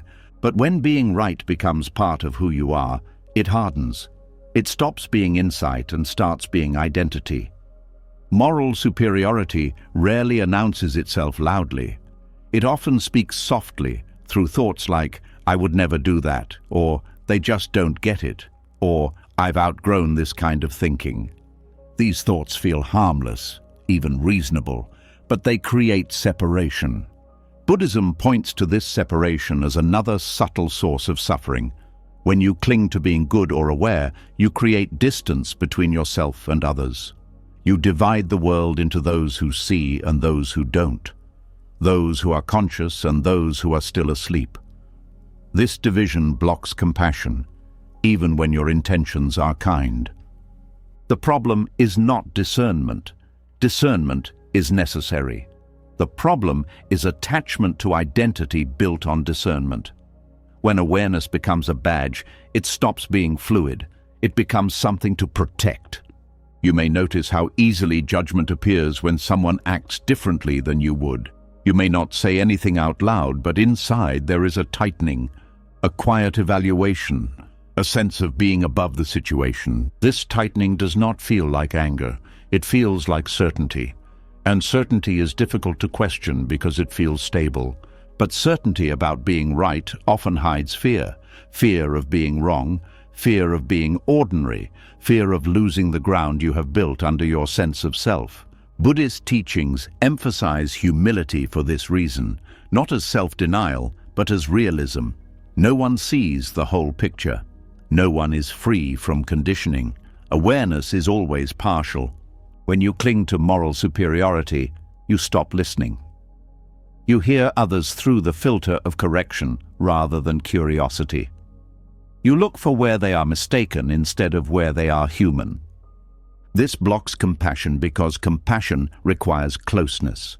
It requires meeting others without needing them to be different. Superiority creates distance. It keeps you safe, but isolated. You may notice this most clearly in moments of disagreement. When someone holds a view you find harmful or misguided, the impulse to correct or dismiss can arise quickly. You may tell yourself you are standing for truth, but beneath that stance is often resistance to discomfort. Discomfort arises when reality does not align with your values. Moral superiority becomes a way to push that discomfort away. You reassure yourself that you are on the right side. This reassurance feels calming, but it prevents deeper understanding. Buddhism does not deny the existence of harmful actions or wrong views. It questions the inner stance from which you respond to them. Are you responding from clarity or from the need to feel superior? When superiority is present, compassion weakens. You may still act ethically, but your heart is less open. You see behavior, not suffering. You see mistakes, not fear. Non-attachment to moral superiority means allowing awareness to remain flexible. You recognize harmful actions without turning them into proof of your own goodness.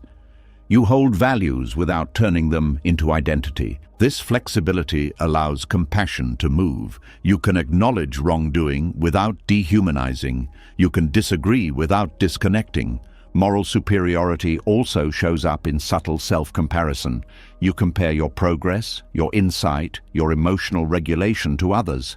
Even within spiritual or reflective communities, this comparison thrives. Who is more awake? Who has let go more fully? Who reacts less? This comparison creates pressure. It keeps you watching yourself. It keeps you invested in maintaining an image of awareness. When you fall short, shame appears. When you succeed, pride appears. Both tighten the self. Buddhism teaches that pride and shame are two sides of the same attachment. Both arise from identification with a fixed self. When you let go of that identification, both soften. Non-attachment to being right also changes how you relate to mistakes. You no longer need to defend yourself. You can admit when you are wrong without feeling diminished. This openness deepens trust, both with yourself and others. When you stop needing to be right, conversations change. You listen more fully. You ask questions without an agenda. You allow yourself to be influenced. This does not weaken you. It strengthens understanding. Compassion grows naturally in this space, not as an effort, but as a response. You see how beliefs are shaped by experience. You see how fear drives behavior. You see yourself in others, even when you disagree. This recognition does not excuse harm. It contextualizes it. You respond with firmness when needed, but without contempt. Boundaries remain, but they are not weaponized. Moral superiority often narrows empathy. You feel compassion for those you relate to, but not for those you judge. Non-attachment widens empathy. You allow compassion to include those who trigger you. This is difficult work. It challenges the ego directly. The ego wants to be special, advanced, correct. Letting go of that need feels like loss. But what is lost is rigidity, not wisdom. Buddhist practice encourages seeing views as tools, not truths to cling to.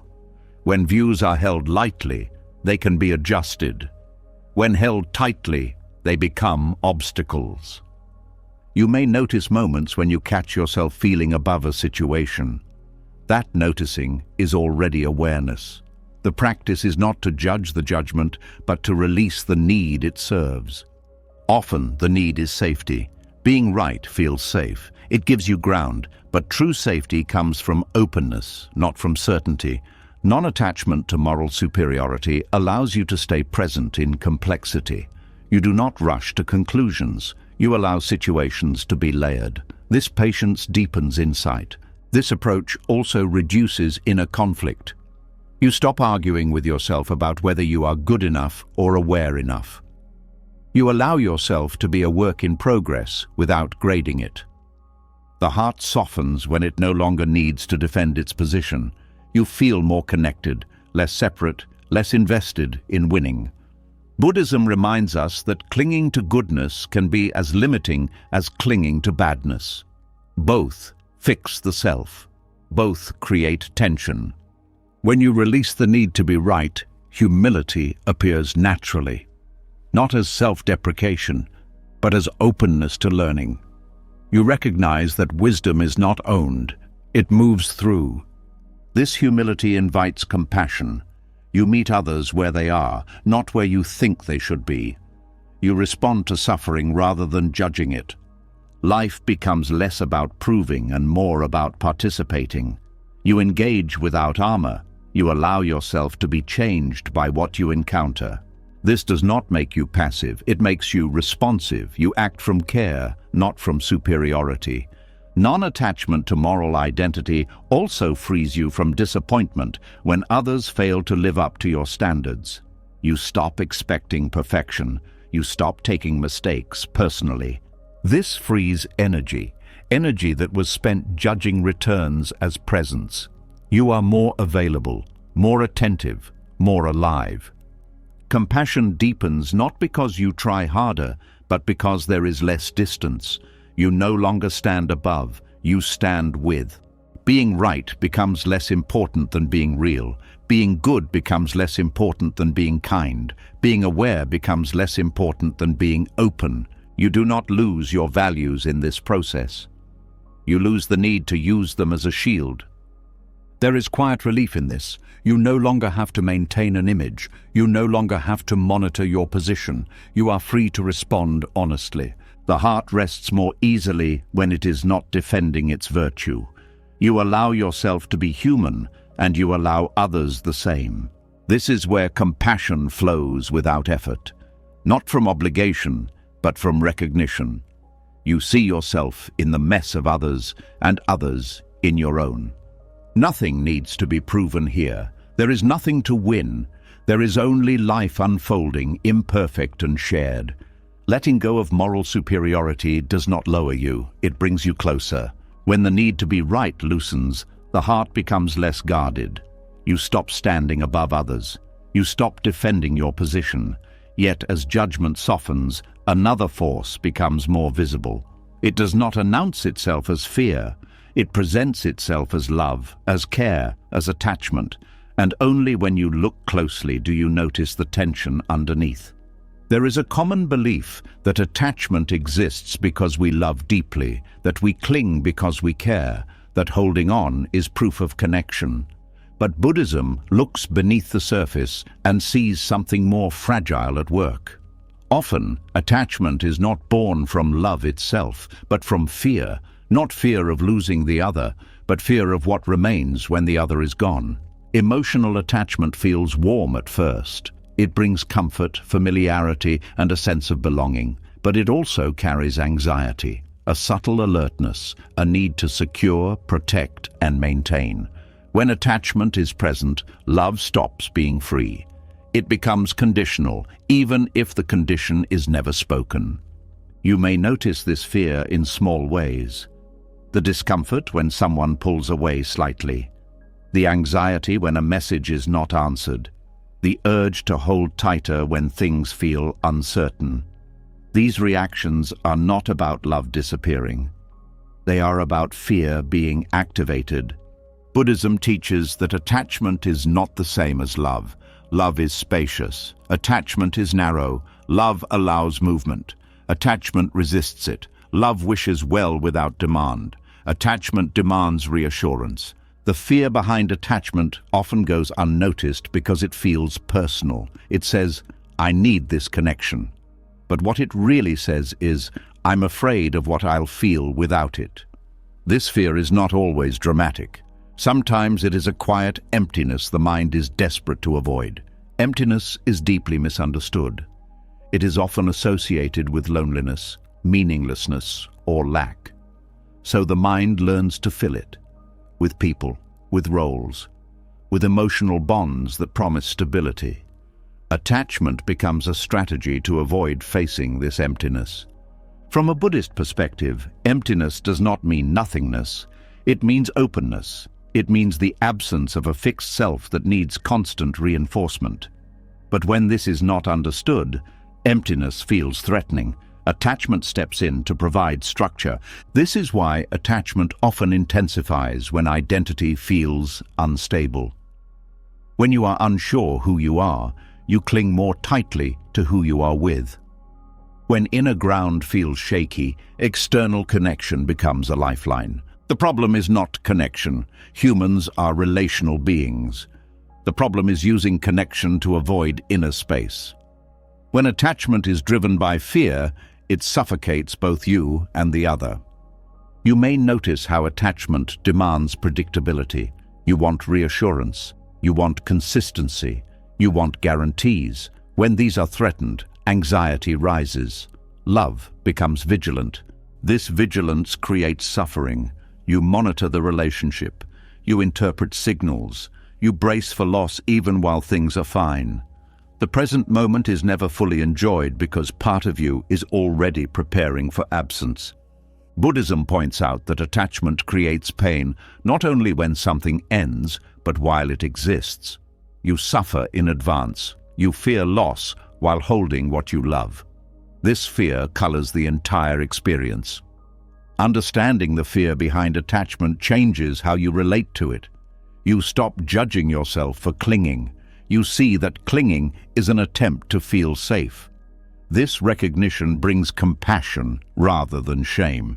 Fear of emptiness also shows up as fear of being alone, not physically alone, but internally alone. Alone with your thoughts, alone with your feelings, alone without a mirror. Attachment offers a mirror. It reflects you back to yourself. When that mirror feels essential, losing it feels like losing yourself. This is why attachment can feel like survival. Buddhist teachings encourage gently turning toward this fear rather than running from it. You notice the urge to cling. You ask what it is protecting you from. Often the answer is not loss, but space. Space feels dangerous to a mind trained to define itself through objects and relationships. Without something to hold on to, the self feels uncertain. But this uncertainty is not harm, it is freedom misunderstood. When you allow emptiness without filling it, you begin to see its nature. It is not cold, it is not lacking, it is open, alive, and responsive. From this openness, love arises without fear. Attachment tries to fix love into a form. Emptiness allows love to move. When you are not afraid of inner space, you do not need to trap connection. This does not mean you stop caring deeply. It means you stop needing care to stabilize you. You allow relationships to be expressions of connection rather than sources of identity. Fear-driven attachment also creates roles. You become needed, or you need the other to need you. These roles feel comforting, but they restrict authenticity. You relate through function rather than presence. Buddhism invites releasing these roles. You meet others as they are, not as anchors. You allow connection without obligation. This creates honesty and ease. You may notice resistance here. The mind fears that without attachment, love will fade. But love does not require clinging to exist. In fact, clinging often blocks love's natural flow. When attachment loosens, love becomes lighter. You enjoy without gripping. You care without controlling. You allow closeness without demanding permanence. The fear of emptiness also shows up when relationships change, when intensity fades, when dynamics shift. Attachment interprets change as loss. Love understands change as movement. By seeing the fear beneath attachment, you stop blaming others for your anxiety. You recognize that the discomfort is internal. This recognition restores agency. You no longer ask others to manage your fear. You meet it yourself. You sit with the unease without rushing to fix it. This sitting builds inner stability. Inner stability does not mean independence from connection. It means freedom within connection. You are with others because you choose to be, not because you are afraid not to be. Buddhist practice often involves observing sensations and emotions as they arise. When attachment triggers fear, you notice the tightening, the urge, the story, and you let them pass. Over time, the fear loses intensity. You realize that emptiness does not swallow you, it holds you. You remain intact without constant reinforcement. This understanding changes how you grieve as well. Loss still hurts, but it does not collapse your sense of self. You feel sadness without feeling erased. Fear of emptiness also drives attachment to emotions themselves. You cling to feeling loved. You cling to being important. You cling to emotional highs. When they fade, you panic. Letting emotions come and go without attaching identity to them creates resilience. You enjoy warmth without needing it to last. You accept coolness without despair. Buddhism teaches that all experiences are impermanent. Attachment resists this truth. Fear amplifies it. Love accepts it. When you no longer fear emptiness, you stop demanding permanence. You meet each moment fully and release it naturally. This release does not make you distant, it makes you present. You are no longer distracted by fear of losing what is here. Attachment rooted in fear also limits compassion. You prioritize what feels safe over what is true. You avoid honesty to preserve connection. Letting go of fear allows integrity. You speak more openly. You listen more fully. You allow relationships to evolve without manipulation. This does not guarantee comfort. It guarantees authenticity. Fear of emptiness keeps the heart busy. Love rooted in openness lets the heart rest. When you see attachment clearly, you stop romanticizing it. You respect it as a coping mechanism, but you do not mistake it for love. Love does not need to bind. It flows freely when there is nothing to protect against. As fear loosens, attachment softens naturally. You do not force detachment. You simply no longer need to cling. Emptiness reveals itself not as absence, but as space where everything arises and passes. In this space, love is not threatened by change. You remain connected without being trapped. You care without fear. You allow life to move through relationships without gripping. The heart learns that it can stay open even when nothing is held, and in that openness, love becomes what it was always meant to be. As the fear beneath attachment becomes clearer, another layer of pain often reveals itself. You may no longer cling as tightly. You may understand where fear comes from, and yet something still feels heavy. Not because you are attached to someone, but because you are attached to what was done to you. The story has shifted, but the weight remains. This is where the self who was wronged quietly continues to suffer. There is a particular kind of pain that comes from injustice. It feels sharp, personal, and deeply unfair. Something happened that should not have happened. Someone crossed a line. Something was taken, dismissed, or ignored. At the moment it occurred, the pain was real and unavoidable. But long after the event ends, the suffering can continue through identity. At first, identifying as the one who was wronged feels natural. It validates the pain. It confirms that what happened mattered. It protects against denial. Without this recognition, the experience might feel erased. So the mind holds onto it, not out of bitterness, but out of a need for truth. Over time, however, this identity can solidify.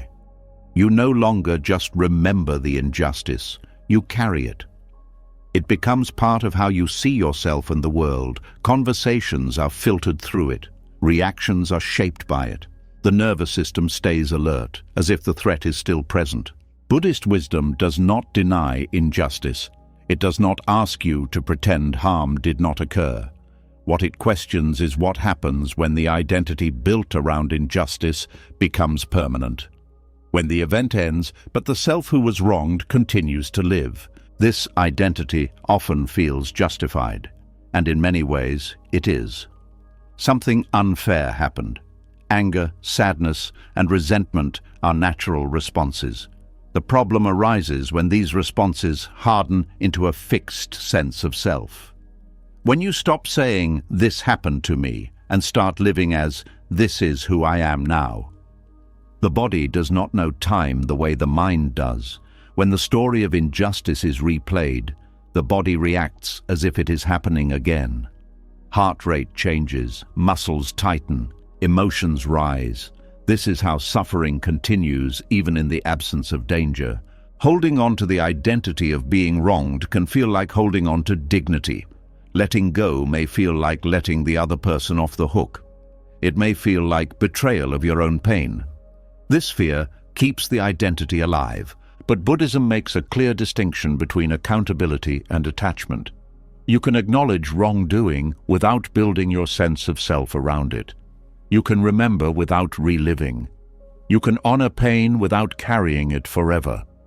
The self who was wronged often seeks balance. It wants acknowledgement. It wants fairness restored.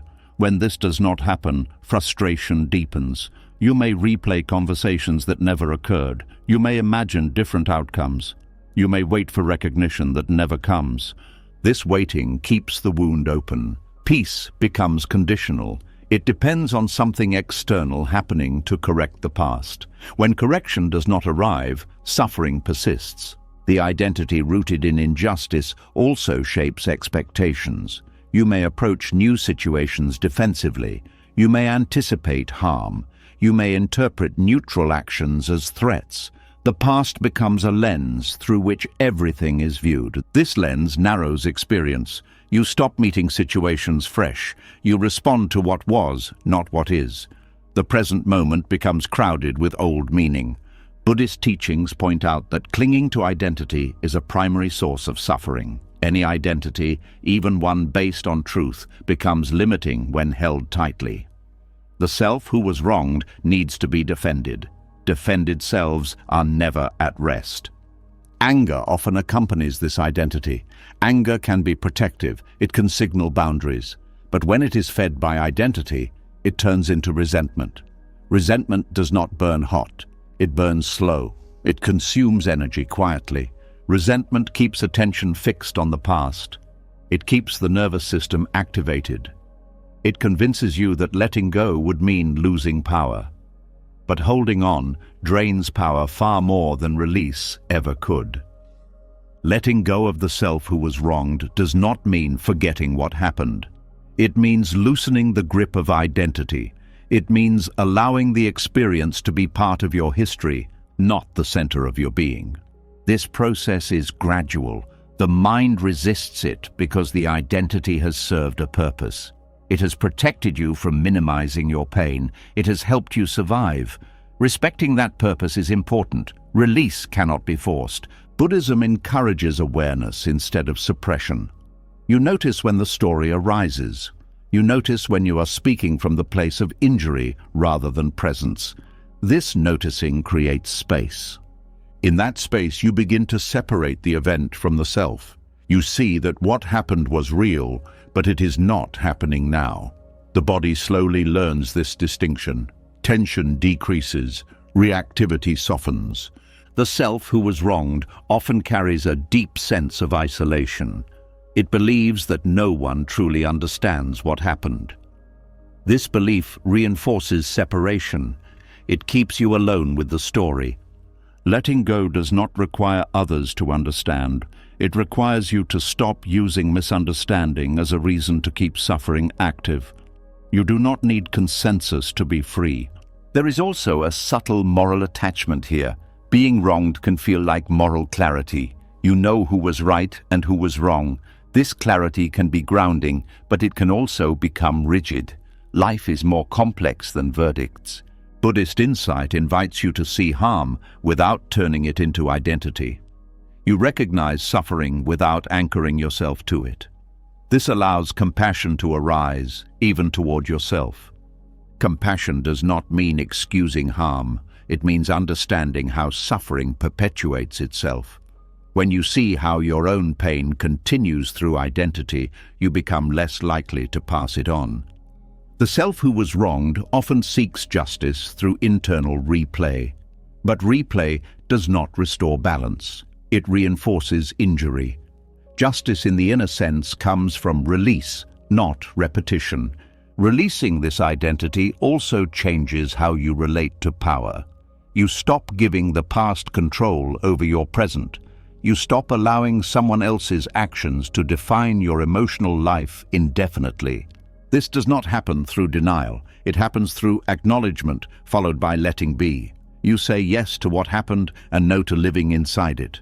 Buddhism teaches that suffering persists when the mind resists reality. The reality here is that the event is over. The pain was real, but it does not need to be relived. When you stop identifying as the one who was wronged, you regain flexibility. You respond to situations as they are. You are not constantly protecting a wound. This flexibility brings relief. You may still feel sadness when remembering. You may still feel anger at times, but these feelings move through. They do not define you. The self who was wronged often believes that letting go means losing truth. In reality, truth does not need to be carried like a burden. It can be held lightly. As identity loosens, energy returns. Energy that was spent defending the past becomes available for the present. You engage more fully. You are less guarded.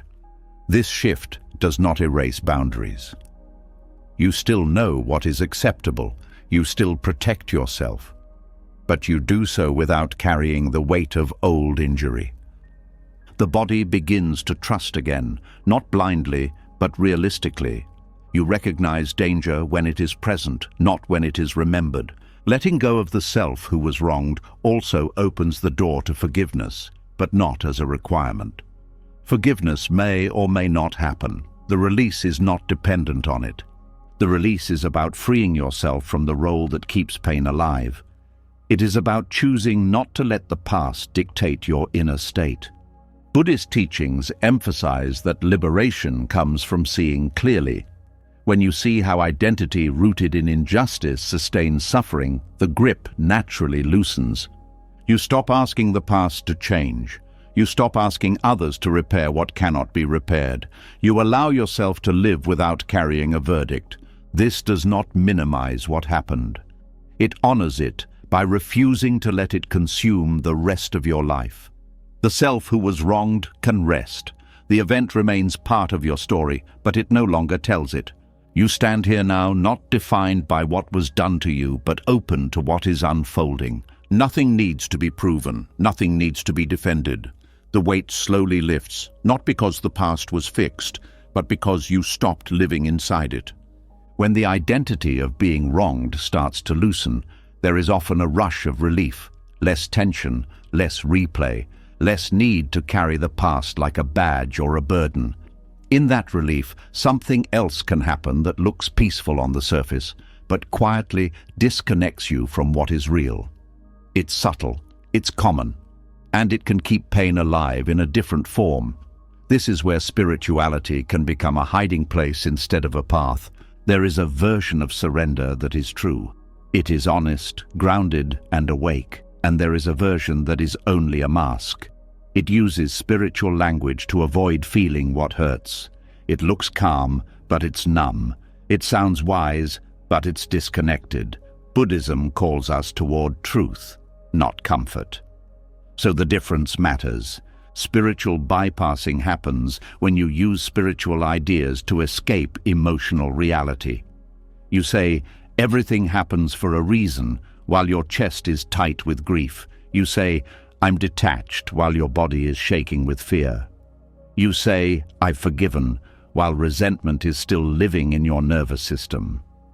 The mind takes spiritual words and uses them as cover. This is not done out of bad intention.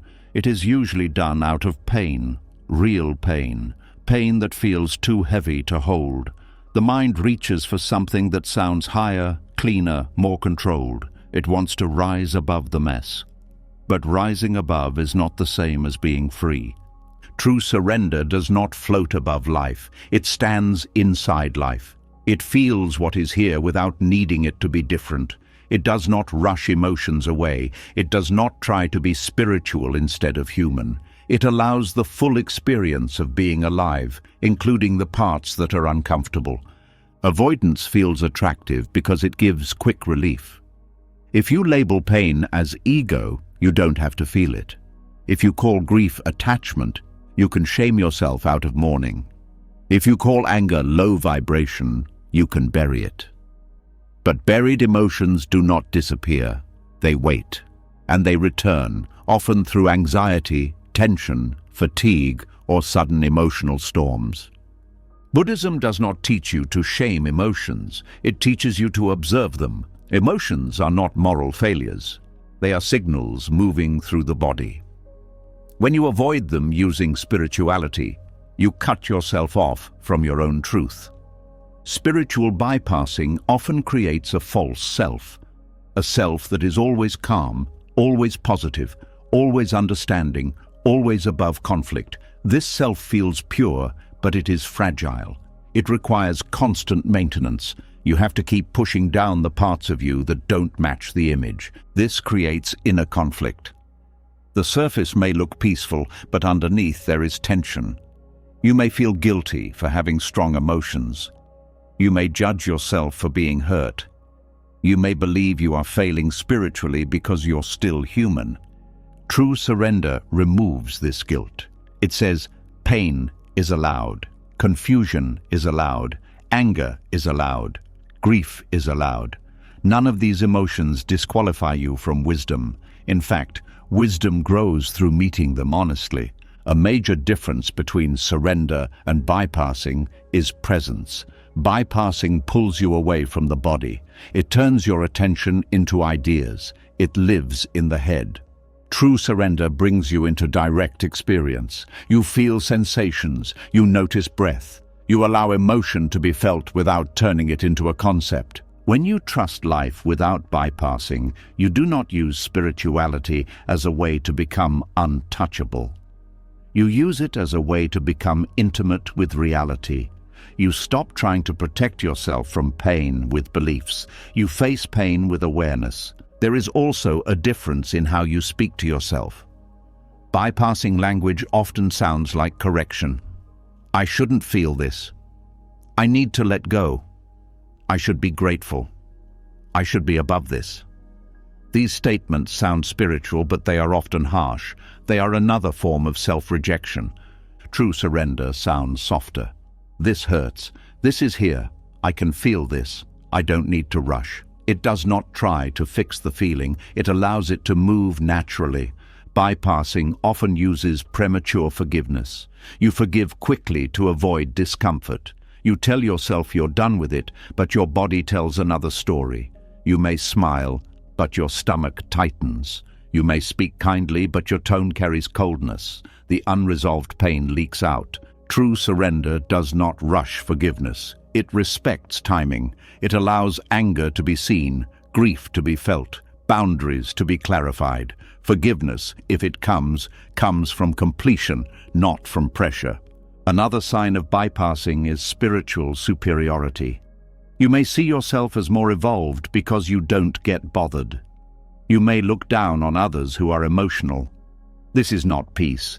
This is disconnection turned into identity. True surrender does not create hierarchy. It creates humility. You recognize that everyone suffers. You recognize that emotions are universal. You stop using spirituality to separate yourself from others. Bypassing can also create avoidance of practical action. You may say, "I'm trusting the universe," when what you're really doing is avoiding a difficult decision. You may call it surrender, but it is passivity. Buddhism does not teach passivity. It teaches wise action without attachment. True surrender is compatible with action. You can accept reality and still act to reduce harm. You can surrender to what is and still set boundaries. You can trust life and still make choices. A useful way to see the difference is to notice whether your spirituality makes you more present or less. Does it help you feel more honest or more guarded? Does it help you face discomfort or avoid it? Does it soften your heart or harden it? Spiritual bypassing often hardens the heart, not intentionally, but through suppression. When you suppress pain, you also suppress sensitivity. You become numb. Numbness feels like peace, but it is not. Peace is alive. Numbness is shut down. True surrender keeps sensitivity intact. You may still feel deeply, but you are not drowning. You are aware. You are breathing. You are allowing. This is strength. Buddhism teaches mindfulness as clear seeing. Clear seeing includes pain. It includes discomfort. It includes the messy parts. If your practice excludes certain feelings, it is not clear seeing. It is selective seeing. Selective seeing keeps suffering alive because suffering lives in what you refuse to see. When you turn toward what you avoid, suffering loses its secrecy. It becomes workable. Trusting life without bypassing also means allowing yourself to be confused. Bypassing wants certainty. It wants simple explanations. Everything is meant to be. It's all karma. This is just a lesson. These phrases can sometimes be true, but when used too quickly, they shut down the human process. True surrender allows uncertainty. It allows you to not know. It allows you to sit with questions without forcing answers. This openness is closer to wisdom than quick meaning-making. Buddhism does not require you to interpret every pain. Sometimes pain is just pain. Sometimes loss is just loss. Sometimes the heart hurts and there is no neat story. Accepting this is part of trusting life. Bypassing often avoids vulnerability. It tries to appear strong. It tries to appear unshaken. But true surrender is vulnerable. It admits, "This matters to me." It admits, "I'm hurting." Vulnerability is not weakness. It is contact with reality. Another difference is how you treat your body. Bypassing often ignores the body's signals. You may meditate while your body is tense, trying to transcend discomfort. True surrender includes the body. You relax into sensation. You listen. You respond. You begin to see that spirituality is not a way to escape pain, but a way to meet it with gentleness. When you meet pain honestly, it moves. When you avoid it, it solidifies.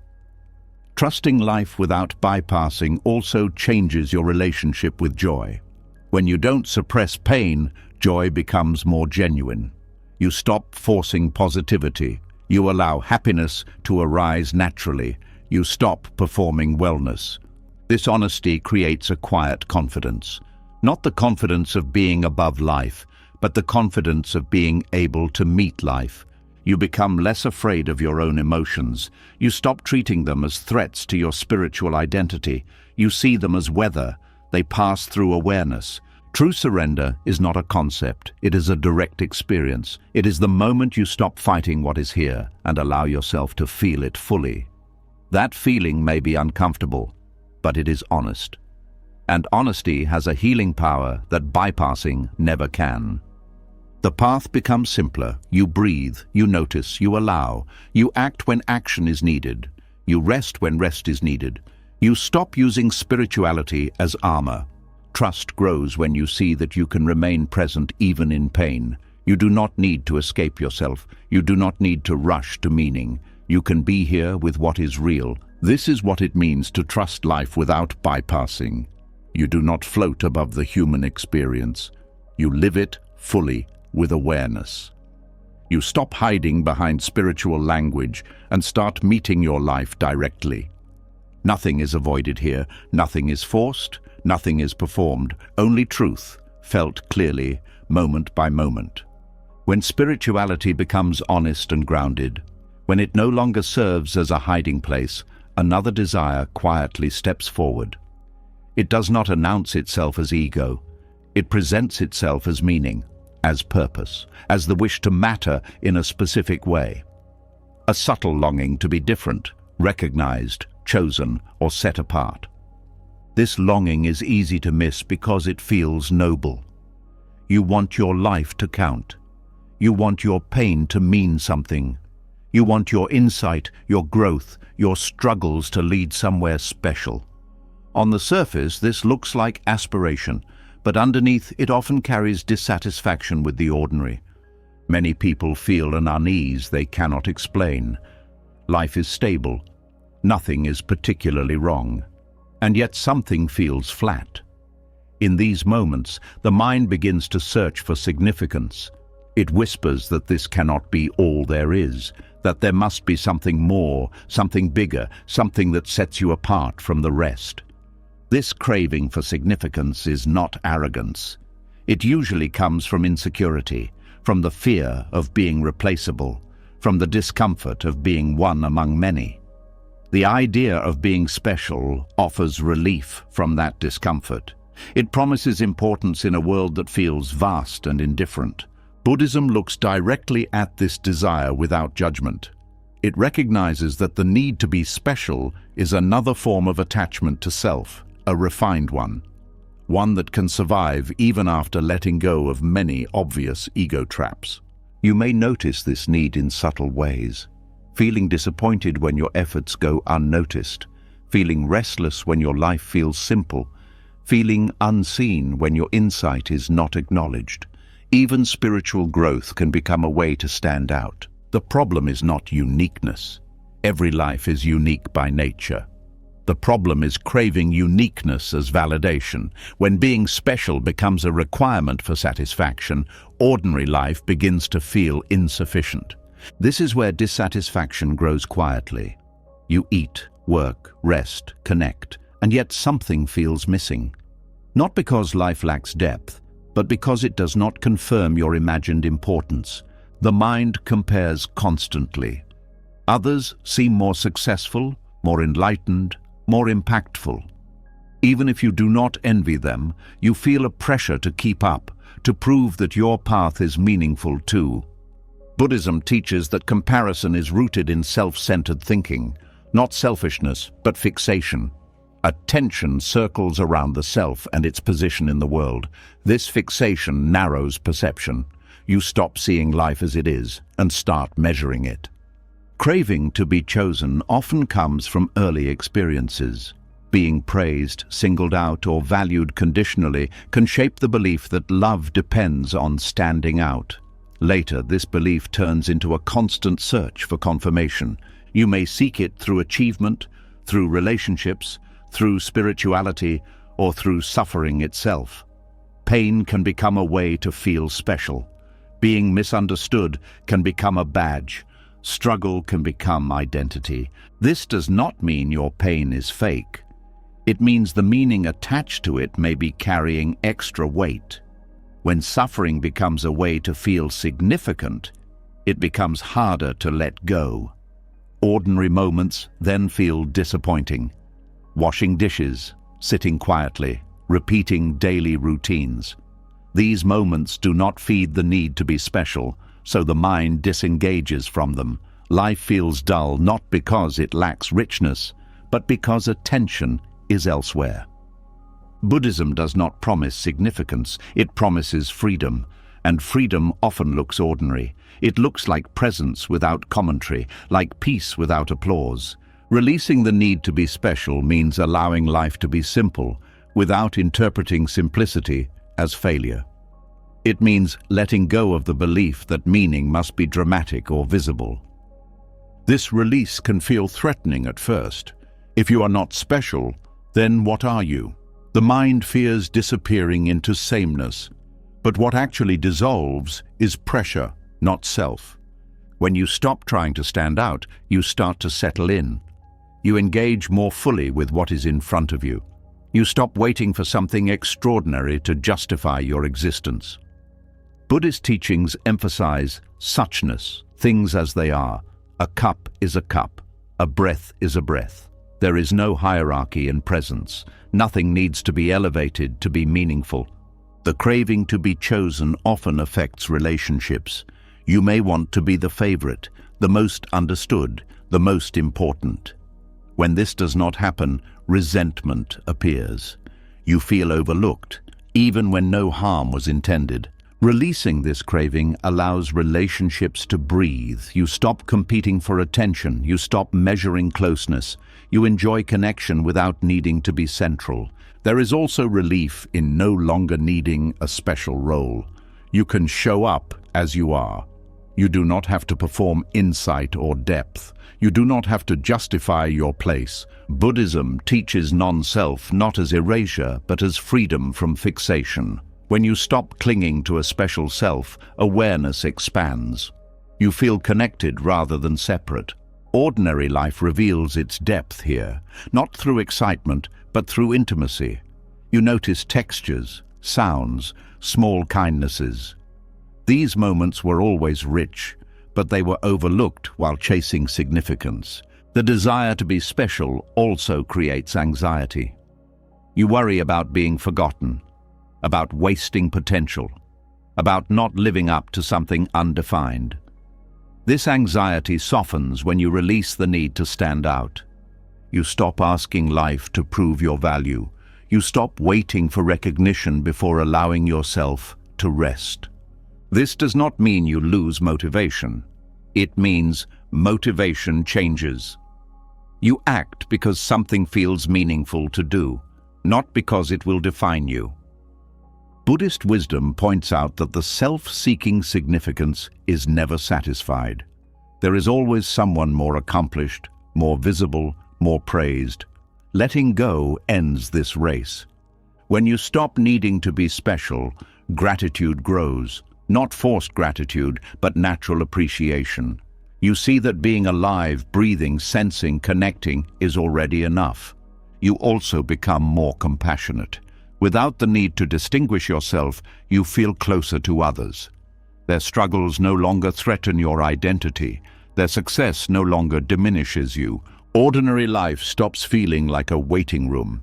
It becomes the place where life actually happens. There is a quiet joy here, not excitement, not pride, just ease. You are not trying to prove anything. You are not trying to be chosen. You are already here. Buddhism does not elevate one person above another. It points to awareness that belongs to no one. When you rest in this awareness, the need to be special fades. You still have preferences. You still have talents. You still have a unique expression, but you are no longer burdened by making them mean something about your worth. Dissatisfaction softens when ordinary moments are allowed to be enough. You stop scanning for something more. You stop feeling left behind by life. Releasing the need to be special also frees creativity. When you are not trying to impress, expression becomes honest. You create, speak, and act from sincerity rather than ambition. This sincerity feels grounding. You are no longer chasing a feeling of importance. You are participating in life as it is. There is dignity in this ordinariness, a quiet dignity that does not need recognition. You carry yourself without comparison. Buddhism teaches that liberation is not found in being exceptional, but in being free from the need to be. When that need falls away, life opens. Nothing dramatic happens. And that is the point. You wake up. You live. You respond. You rest. And for the first time, this feels sufficient. You are no longer waiting to be chosen by life. You are already in it. The subtle dissatisfaction fades, not because life became extraordinary, but because you stop demanding that it be. When the need to be special softens, ordinary life starts to feel lighter. You stop chasing proof that you matter. You stop asking each moment to impress you, and yet, even in this simplicity, the mind still searches for something solid. Not significance this time, but certainty, emotional certainty, the kind that makes you say, I know exactly what this means, and I know exactly how I feel, and I know what will happen next. Emotional certainty feels like safety. It feels like standing on firm ground. When emotions are unclear, the mind gets uncomfortable. It wants to label quickly, decide quickly, conclude quickly. It wants to close the case. And the faster it closes the case, the less it has to sit in the open space of not knowing. That open space can feel like exposure. It can feel like vulnerability. It can feel like you are floating without support. So the mind creates conclusions, not always because they are true, but because they are calming. This is why people cling to emotional conclusions even when those conclusions hurt them. A common example is when you feel a wave of sadness, and the mind immediately turns it into a story. I'm not okay. Nothing ever works. I'm falling back again. The emotion was a temporary movement in the body. The conclusion turns it into identity. Or when someone disappoints you and the mind concludes, people can't be trusted. They never cared. I always get hurt. The event was real, but the conclusion is global. It freezes life into a fixed belief. Buddhism values openness because openness keeps reality fluid. Emotional certainty often freezes it. Emotional certainty is not just about predicting the future, it is also about making quick meaning out of feelings. The mind wants to interpret emotions as messages that must be obeyed. If you feel anxious, you assume danger. If you feel lonely, you assume abandonment. If you feel irritated, you assume someone is wrong. Feelings become verdicts. But feelings are not verdicts, they are experiences. They arise for many reasons, including the body's state, old memories, sleep, stress, and conditioning. When you treat feelings as facts, you lose flexibility. Buddhism teaches that emotions are impermanent. They arise, stay for a time, and pass. When you lock them into conclusions, you block their natural movement. You turn a passing wave into a fixed wall. Many people think the goal of inner peace is to reach emotional certainty, to always know what they feel and why. But Buddhism points to something deeper. It points to the ability to stay open, even when feelings are unclear. Openness means you allow emotions to exist without rushing to interpret them. You feel sadness without turning it into a story about your life. You feel anxiety without turning it into a prophecy. You feel anger without turning it into a judgment of your character. This openness is not confusion, it is maturity. It recognizes that the mind often tries to close things too quickly. Emotional certainty is tempting because it gives a sense of control. If you can name the emotion and its meaning, you feel like you can manage it. But often, the certainty is not accurate. It is just fast. Fast conclusions reduce discomfort in the short term, but they increase suffering in the long term, because each conclusion becomes a belief. And beliefs shape perception. If you conclude, "I'm always alone," you begin to notice proof of it everywhere. If you conclude, "People always leave," you interpret distance as abandonment. If you conclude, "I'm broken," you interpret difficulty as failure. The mind begins to build a world that matches its conclusions. This is how emotional certainty becomes a trap. It creates a self-fulfilling reality. Buddhism teaches mindful awareness as a way out. Mindfulness is not emotional analysis. It is direct observation. You notice what is present without rushing to define it. You might notice tightness in the chest, heat in the face, a heavy feeling in the stomach, thoughts moving quickly. You stay close to the raw experience. You do not immediately translate it into, "This means my life is going wrong." This simple shift changes everything, because when you stay with experience, it moves. When you lock it into meaning, it solidifies. Emotional certainty also affects relationships. When you conclude quickly, you stop being curious about others. You decide you know their intention. You decide you know what they feel. You decide you know where things are going. This certainty creates distance. It replaces communication with assumption. It replaces listening with interpretation. Buddhism values openness because openness allows connection. When you stay open, you can ask questions, you can clarify, you can respond to what is real rather than what you assumed. Emotional certainty often comes from old patterns. If you were hurt before, you may conclude quickly to protect yourself.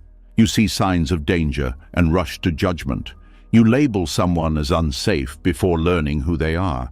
This is understandable. The nervous system tries to prevent pain, but protection through quick conclusion can become a prison. You avoid risk, but you also avoid intimacy. Openness does not mean being naive. It means holding your interpretations lightly. You notice your reaction, but you don't worship it. You allow room for new information. Buddhist teachings often speak about beginner's mind. This is the mind that meets each moment fresh, without heavy conclusions. Beginner's mind does not mean ignorance. It means openness. When you practice beginner's mind, you notice how many emotional conclusions are habits. You see the mind reaching for familiar stories. You catch the impulse to say, "Here we go again." You do not suppress it. You simply do not build a house inside it. This practice can feel uncomfortable at first because emotional certainty is addictive. It gives the ego a role. The ego loves certainty because it loves being right. When you stay open, the ego feels less in control. It doesn't get to declare final truths. It doesn't get to define the moment. This can feel like losing ground, but what you gain is freedom. You gain the ability to change your mind. You gain the ability to allow feelings to pass without defining you. Openness also reduces inner conflict. Many people fight themselves because they want emotional certainty. They want to feel the right way. When emotions don't match their ideals, they panic. They say, "Why am I still sad? Why am I still anxious? I thought I was over this." These questions are fueled by the belief that feelings should be predictable and linear. But emotions are not linear. They are alive. Buddhism invites you to stop demanding emotional consistency. You allow your inner world to move like weather. Some days clear, some days cloudy. Neither day defines you. Letting go of emotional certainty also allows creativity. When you are not trapped in fixed conclusions, you can respond more intelligently. You can explore options rather than repeating patterns. You may feel uncertainty in a relationship, and instead of concluding, "This is doomed," you might stay open and communicate. You may feel discomfort at work, and instead of concluding, "I'm failing," you might explore what needs adjustment. openness creates possibilities. Emotional certainty often comes with emotional labeling that is too heavy. You label a feeling as depression when it may be exhaustion. You label a feeling as rejection when it may be misunderstanding. You label a feeling as anger when it may be fear. Buddhism encourages careful observation. You look deeper. You notice that emotions are often mixed. Sadness can contain love. Anger can contain hurt. Anxiety can contain excitement. When you rush to certainty, you miss this complexity. Openness respects complexity. It allows you to feel multiple things at once without needing to resolve them into one story. This is a kind of inner honesty. You stop forcing simple narratives. You allow your experience to be layered. Letting go of emotional certainty also softens the urge to control others. When you conclude you know what someone should do, you become rigid. When you stay open, you recognize that people are complex too. This openness supports compassion, because compassion requires humility. It requires admitting that you don't fully know what others carry. Buddhism values this humility because it reduces arrogance and reduces suffering. When you don't need to be certain, you don't need to fight reality into your conclusions. You may still have preferences. You may still make decisions. Openness does not mean indecision. It means you decide without pretending your emotional conclusions are absolute truth. A powerful practice here is to notice the phrase, "I know." When you feel upset, the mind often says, "I know what this means." When you catch this, you pause. You ask, "Do I know, or am I trying to feel safe?" This question creates space. In that space, the nervous system relaxes. You stop escalating a temporary feeling into a permanent belief. Over time, you begin to trust your capacity to stay open. You realize that not knowing does not harm you. It actually protects you from false stories. This trust changes how you experience emotions. Feelings become signals, not verdicts. They become movement, not identity. Buddhism teaches that suffering arises when we cling. Emotional certainty is another form of clinging. You cling to interpretation. You cling to conclusion. You cling to the comfort of having an answer. When you release this clinging, life feels more spacious. You are less trapped by your own mind. You are more responsive, less reactive. Even difficult emotions become easier to hold because you stop turning them into permanent statements about your life. The heart becomes more flexible. The mind becomes softer. You do not need to force closure on every feeling. Openness becomes a kind of quiet courage. You're willing to be uncertain. You're willing to feel without rushing to define. You're willing to let life show you what it is, rather than deciding too quickly. This is why Buddhism values openness over emotional conclusions. Because openness keeps you close to truth, and truth is always moving. You do not need emotional certainty to be steady. You need presence. And presence does not require a conclusion.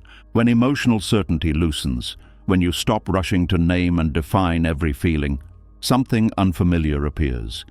It is not another emotion. It is not another insight. It is a gap, a pause, a quiet space where answers used to rush in. At first, this space can feel uncomfortable. The mind is used to movement, to explanation, to clarity through words. Silence feels like something is missing. This is where a deeper habit becomes visible, the habit of questioning everything until it feels safe, the habit of believing that understanding must come in the form of answers.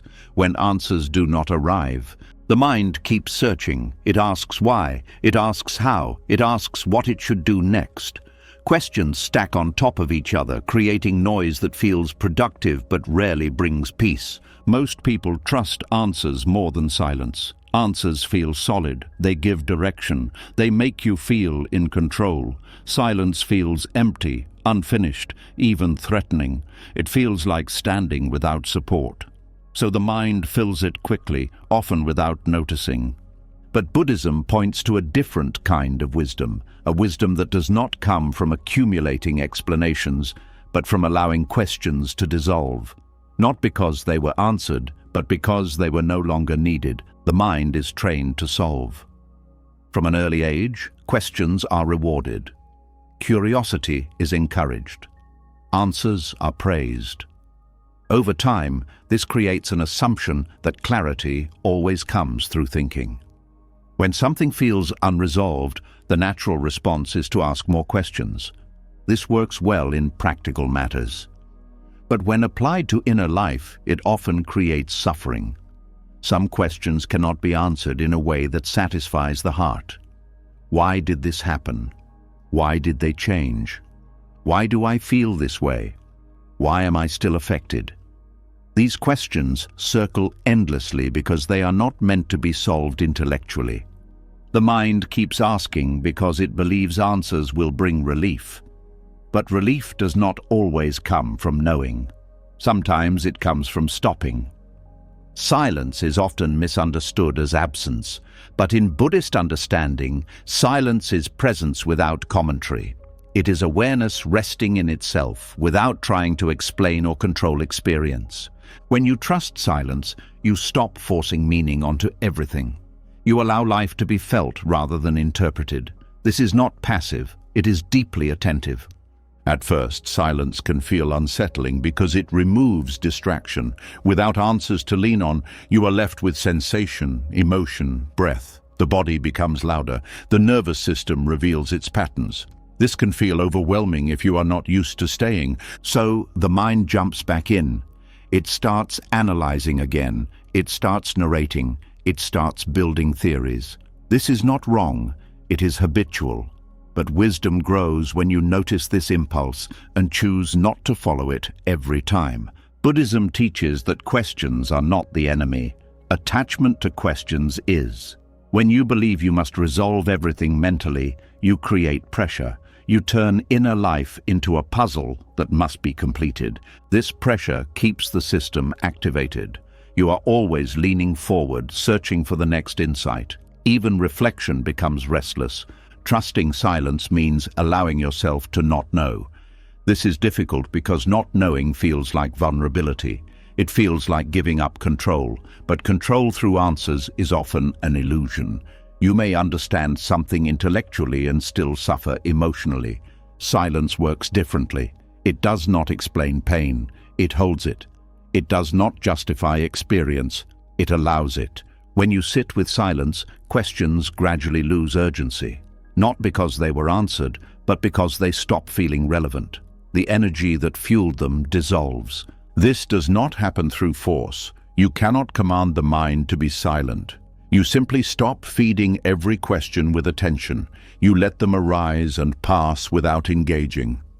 Over time, the mind learns that not every question needs a response. It learns that safety does not depend on explanation. The nervous system begins to settle. There is also a subtle humility in silence. You accept that not everything is meant to be understood by you. You release the belief that your mind must grasp life completely. This humility is not defeat. It is realism. Buddhism often points to the limits of conceptual thinking. Concepts are useful, but they are not reality. They are maps, not territory. When you mistake the map for the experience, you miss what is alive. Silence returns you to the territory. You feel the breath rather than thinking about breathing. You sense the body rather than analyzing sensation. You notice emotions without labeling them. This direct contact has a calming effect. You stop living one step removed from experience. You are here without commentary. Many people fear silence because they believe it will swallow them, that without thoughts, they will disappear. But silence does not erase you. It reveals you as awareness rather than story. In silence, you notice that you still exist even when nothing is being explained. This realization is deeply stabilizing. Trusting silence also changes how you relate to problems. Instead of immediately trying to solve them, you allow them to sit. You notice what they feel like in the body. You listen. Often, clarity emerges on its own when the mind stops interfering, not as a dramatic insight, but as a simple sense of what needs to be done. This clarity is quieter than thought, but more reliable. Buddhist teachings emphasize that wisdom is not something you add. It is something that appears when obstruction is removed. Constant questioning can be an obstruction. When questions dissolve, attention frees up. You are no longer busy managing uncertainty. You are present with what is. This presence allows emotions to complete their cycle. Feelings that were stuck because they were constantly being analyzed begin to move. Grief softens, anxiety settles. Not because it was explained away, but because it was allowed. Silence also changes how you listen to others. When you are not rushing to respond or interpret, you hear more.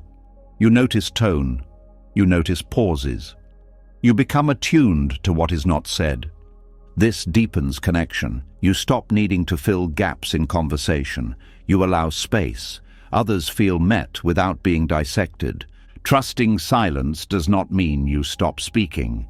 It means you speak from a quieter place. Words come with less urgency, less need to be right, less need to convince. There is a confidence in silence that does not come from answers. It comes from familiarity with not knowing. You realize you can function without constant explanation. This confidence is different from certainty. Certainty is rigid. Silence is flexible. Certainty closes. Silence opens. Buddhism values this openness because it allows insight to arise naturally. When the mind is quiet, patterns become visible. You see connections without forcing them. You may notice that after sitting in silence, a question that once felt urgent no longer matters. Or it resolves itself without conscious effort, or it remains unanswered, but no longer painful. This is the difference between intellectual resolution and experiential resolution. One satisfies the mind, the other satisfies the whole system. Trusting silence also reduces mental fatigue. Constant questioning is exhausting. The mind never rests. Silence allows rest without shutting down awareness. In silence, you are not trying to improve yourself, understand yourself, or fix yourself. You are simply here. This simplicity is deeply nourishing. Many people associate silence with emptiness in the negative sense. But Buddhist emptiness is fullness without fixation. It is space where everything can arise and pass. When you stop filling that space with questions, life flows more freely. You are less caught in mental loops. You respond more spontaneously. Silence also reveals the difference between curiosity and compulsion. Curiosity is light. Compulsion is heavy. When questioning becomes compulsive, it signals fear. Trusting silence allows fear to be felt without being interrogated. Fear moves through more easily when it is not surrounded by questions. There is also grief that can surface in silence.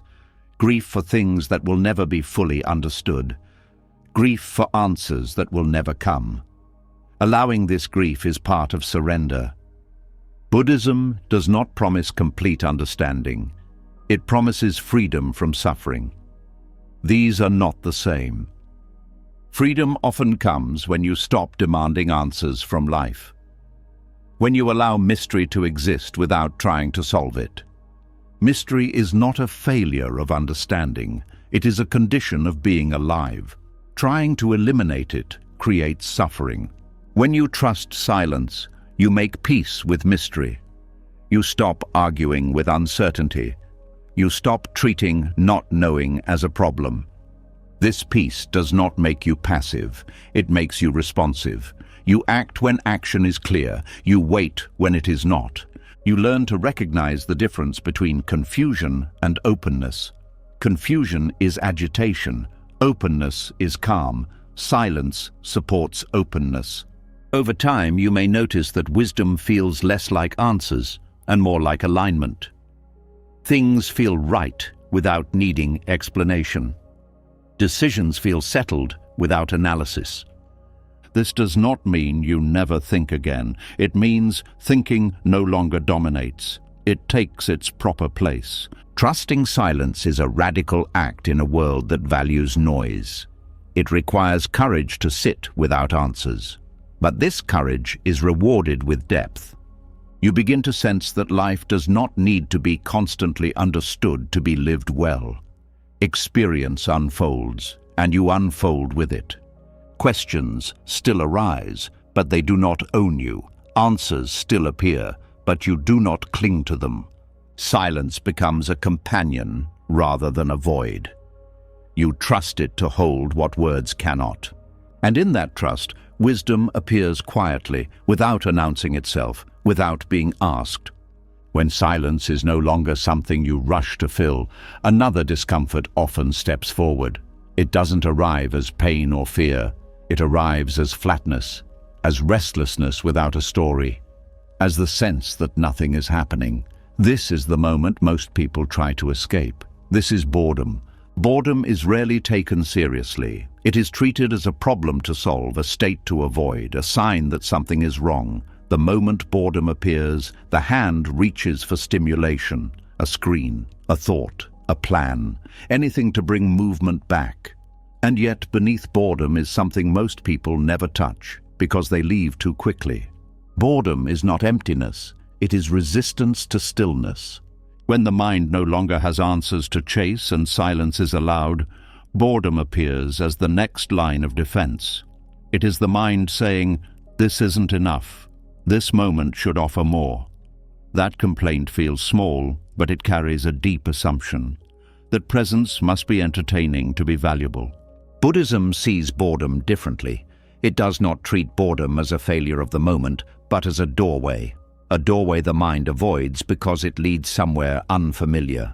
Boredom arises when stimulation drops and attention has nowhere to go. The usual hooks are gone, no drama, no urgency, no emotional charge, just simple experience. The mind panics slightly here because it has been trained to equate movement with meaning. This panic often shows up as irritation. You feel restless, you feel distracted, you feel an urge to do something, anything, not because something needs to be done, but because the mind is uncomfortable with being unoccupied. This discomfort is important. It reveals how addicted the mind is to stimulation. Not pleasure, but stimulation. Even negative stimulation feels better than none. Worry, planning, replaying conversations, imagining problems. These are not signs of a troubled mind, they are signs of a bored one avoiding stillness. Buddhism teaches that boredom is not the absence of meaning, but the absence of distraction. When distractions fall away, raw experience is left behind. Breath, sensation, sound, awareness itself. To a mind used to noise, this feels dull. But dullness is a judgment, not a fact. When you stay with boredom instead of resisting it, something subtle begins to shift. The urge to escape rises and falls. The restlessness peaks and then softens. What remains is a quieter attention, no longer pulled outward. At first, this attention feels empty. But if you stay, it deepens. Boredom is often the surface layer of presence. Most people never pass through it because they mistake it for a dead end. In reality, it is a threshold. The resistance to boredom comes from a belief that life should constantly provide interest. This belief creates suffering because life is not designed to entertain you. It is designed to unfold. When you expect stimulation, ordinary moments feel lacking. Waiting feels unbearable. Simplicity feels like deprivation. You miss much of life because you are waiting for it to become more exciting. Buddhism points out that craving stimulation is just another form of craving. It keeps the mind restless. It prevents contentment. Even pleasurable experiences lose depth because they are consumed quickly, always compared to the next thing. Letting go of resistance to boredom does not mean forcing yourself to like it. It means not running from it. You allow the sensation of boredom to be felt in the body. The heaviness, the restlessness, the vague dissatisfaction. When you feel boredom directly without commentary, it begins to change. It becomes sensation rather than story. And sensation moves. This is where presence opens. Under boredom is aliveness that does not shout. It hums. It is subtle. The rise and fall of breath, the play of light, the feeling of sitting. These things were always here, but they were overshadowed by the demand for more. Deep presence is not dramatic. It does not excite the mind. It satisfies something deeper. Buddhism teaches mindfulness as attention without preference. You notice what is here without asking it to entertain you. This is a radical shift. It removes the consumer mindset from experience. When you stop demanding that the moment perform, you begin to see its texture. Stillness reveals layers. Silence reveals sound. Simplicity reveals richness.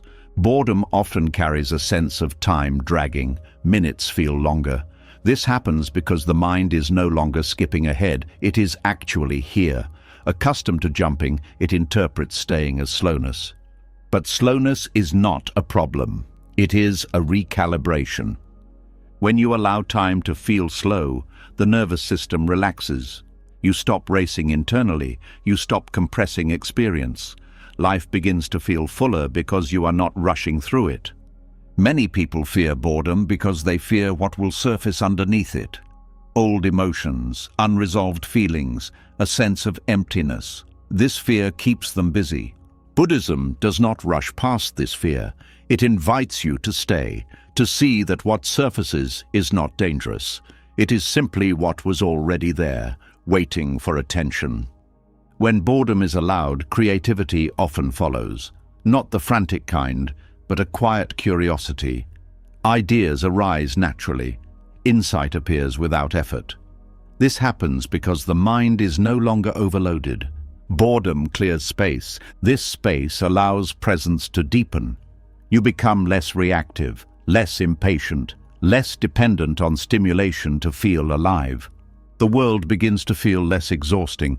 You no longer need constant input. Silence becomes nourishing. Waiting becomes neutral. Stillness becomes familiar. Buddhism values this familiarity because it supports equanimity. You are not thrown off balance by lack of excitement. You are not constantly seeking distraction. Letting go of resistance to boredom also changes how you relate to discomfort. You stop escaping mild unease. This builds tolerance. You become less fragile. This does not make life dull. It makes it steady. When boredom is no longer an enemy, you stop fighting large parts of your day. Routine becomes workable. Repetition becomes grounding. You stop needing every moment to be meaningful in an obvious way. Meaning begins to arise quietly, through presence rather than stimulation. Boredom often hides judgment. This moment isn't enough. Letting go of boredom means letting go of that judgment. You stop ranking moments. You stop demanding peak experiences. Buddhism teaches that awakening is not found in special states. It is found in ordinary awareness. Boredom is often the doorway to that awareness because it strips away fantasy. Staying with boredom reveals how much of suffering comes from impatience. The inability to be with what is simple. When impatience softens, suffering decreases. You may notice that boredom feels different depending on how you meet it. When resisted, it feels heavy and irritating. When allowed, it becomes spacious and calm. This shift is not mental, it is experiential. You feel it in the body. Letting go of resistance to boredom also changes how you use technology. You stop reaching automatically. You choose rather than react. This restores agency. Life becomes less fragmented. Attention becomes less scattered. You feel more whole. Boredom is also closely tied to identity. When nothing is happening, the self feels less defined. There is no role to play, no task to perform. This can feel threatening. Buddhism teaches that this threat is imaginary. You do not disappear when you are not doing. You become more present. Presence does not require action. It requires openness. When you stop resisting boredom, you stop filling every gap. You allow pauses. You allow silence in conversation. You allow moments without purpose. These pauses create depth. You begin to notice that boredom often passes quickly when not fed. It arises, peaks, and dissolves, like any other state. The habit of escaping boredom weakens. You trust stillness more. You trust yourself more. This trust creates a stable inner environment. You are less dependent on external stimulation for regulation. Deep presence is not something you achieve. It emerges when resistance falls away. Boredom is one of the last resistances because it feels pointless, but nothing is pointless when fully experienced. Buddhism does not ask you to seek boredom. It asks you not to fear it. When boredom comes, you stay, you breathe, you feel. In that staying, something opens that cannot be accessed through excitement, a quiet joy, not pleasure, not thrill, just ease. This ease does not need entertainment. It does not need validation. It rests. Letting go of resistance to boredom allows life to slow down enough for you to actually meet it. And when you do, presence deepens naturally, without effort, without force, without needing anything to be different. As resistance to boredom falls away, something unexpected often happens. The mind, no longer distracted, turns toward a new goal. It says, "Now I should be calm." It says, "Now I should feel peaceful." What once felt like freedom slowly becomes another standard to meet, and without noticing, the search begins again. There is a quiet pressure in wanting inner peace. It feels gentle, even wise. You want stillness, you want ease, you want a calm mind. But the moment peace becomes something you must achieve, tension returns. The search itself disturbs what it is trying to find. Many people believe inner peace is a permanent state, a finish line, a place where discomfort no longer appears. This belief turns peace into an object, something to hold on to and protect. Buddhism points out that the moment you try to hold peace, you lose it. Chasing calm creates conflict because it divides experience. There is what is happening now, and there is what should be happening instead. Any feeling that does not match the ideal is treated as a problem. Restlessness becomes failure, sadness becomes regression, anger becomes a sign you are doing something wrong. This creates an inner struggle. Part of you wants to be peaceful, another part of you is not. The peaceful part tries to silence the rest. The restless part resists, and the conflict grows. Buddhism does not define peace as the absence of disturbance. It defines peace as the absence of resistance to disturbance. This difference is subtle, but everything changes because of it. When you chase calm, you monitor yourself constantly. You check your thoughts, you check your emotions, you ask whether you are relaxed enough. This monitoring creates pressure. The nervous system feels watched. Watched systems do not relax. You may notice how frustration arises when calm does not arrive quickly. You meditate and feel impatient. You slow down and feel agitated. Instead of peace, you find irritation at not being peaceful. This irritation is not a personal failure. It is the natural result of attachment. Non-attachment to inner peace means you stop treating calm as a requirement. You allow whatever state is present without trying to replace it. This does not mean you like discomfort. It means you stop fighting it. The moment you stop fighting, something shifts. The body feels less tense. The mind stops arguing. The feeling that was unwanted begins to soften on its own. Inner peace is not something you manufacture.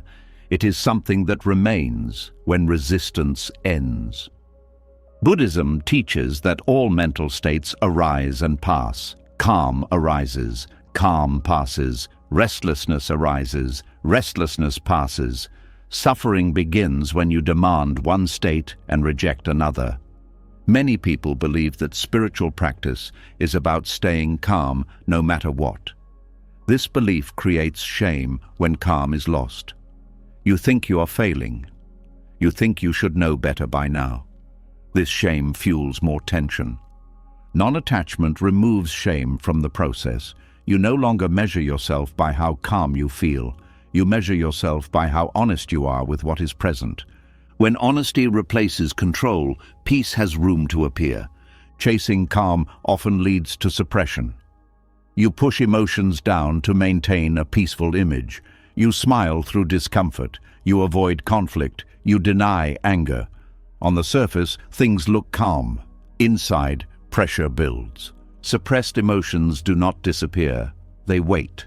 They show up as fatigue, anxiety, numbness, or sudden emotional release.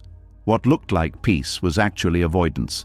Buddhism encourages inclusion instead of suppression. Peace does not come from excluding difficult states. It comes from including them without resistance. When anger is allowed, it moves. When sadness is allowed, it softens. When fear is allowed, it settles. The allowance is what heals, not the removal. Non-attachment to peace also changes how you meditate or reflect. You stop using practice as a way to escape yourself. You stop sitting to feel better. You sit to be present.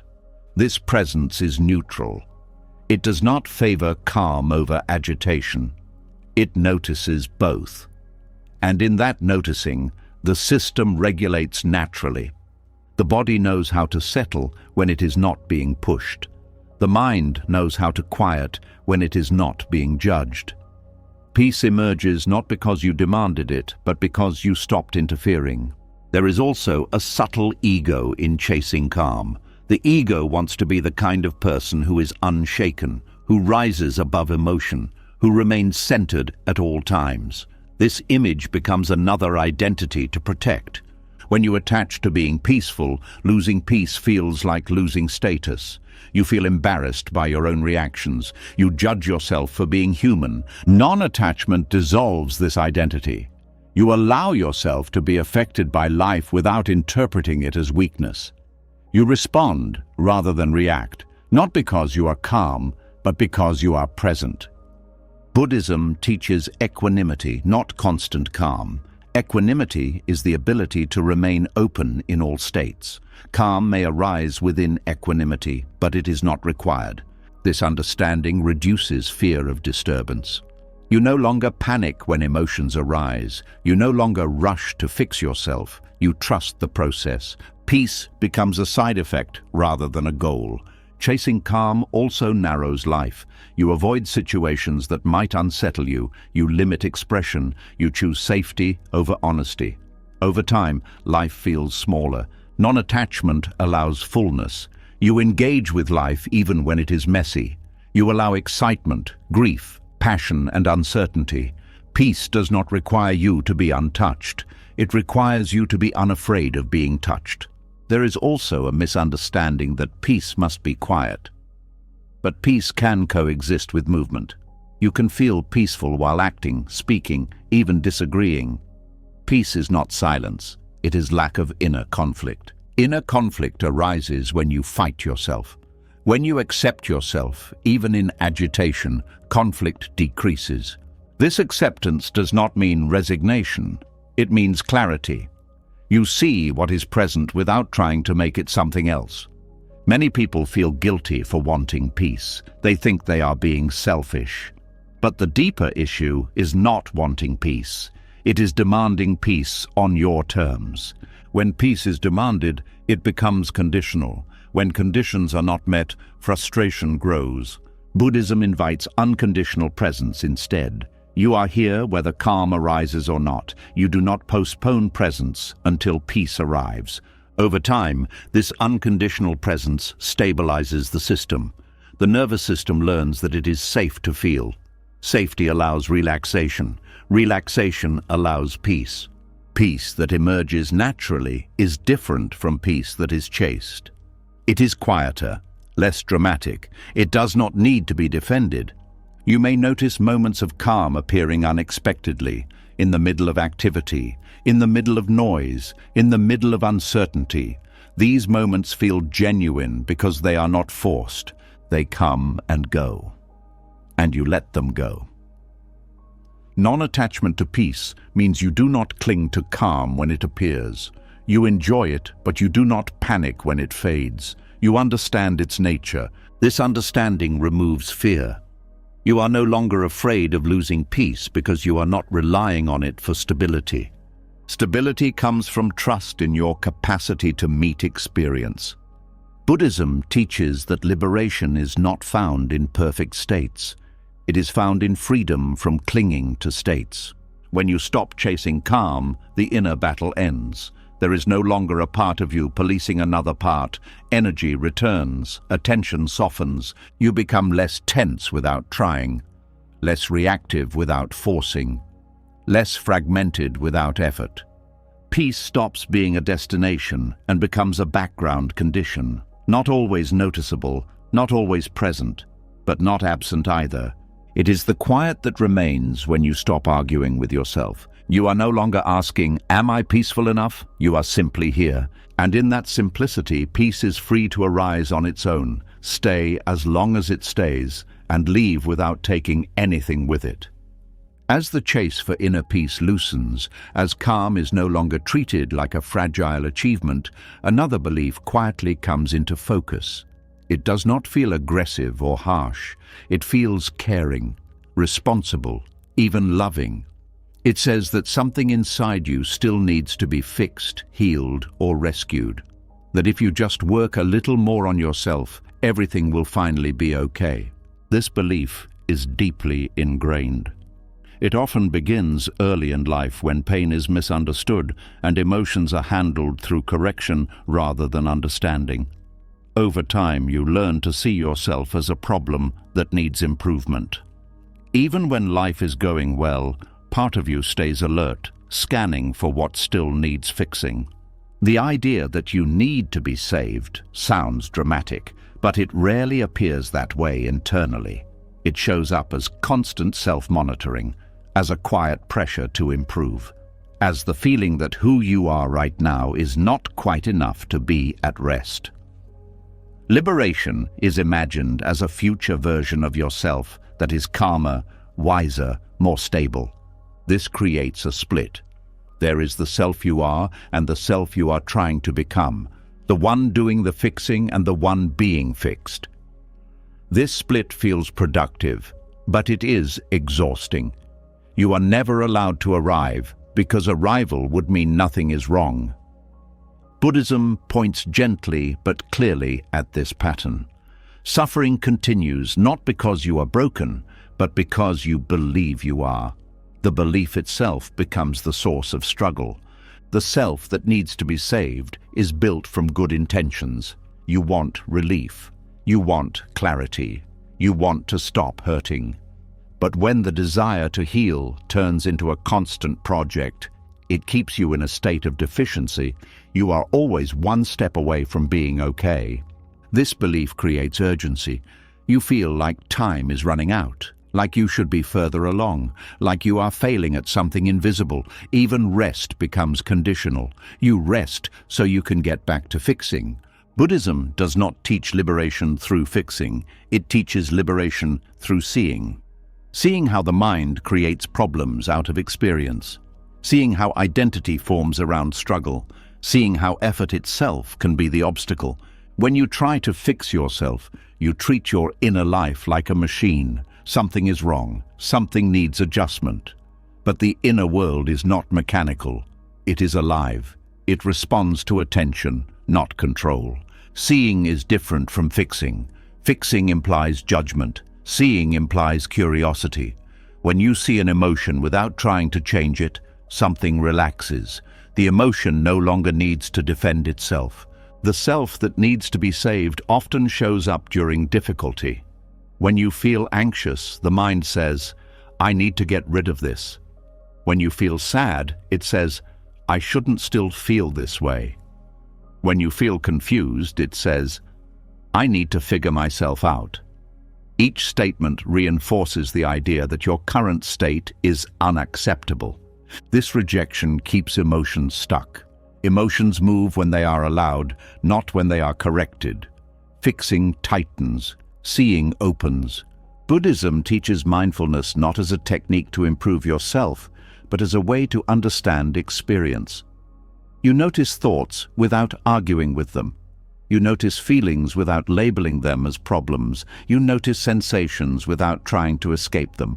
This noticing reveals something important.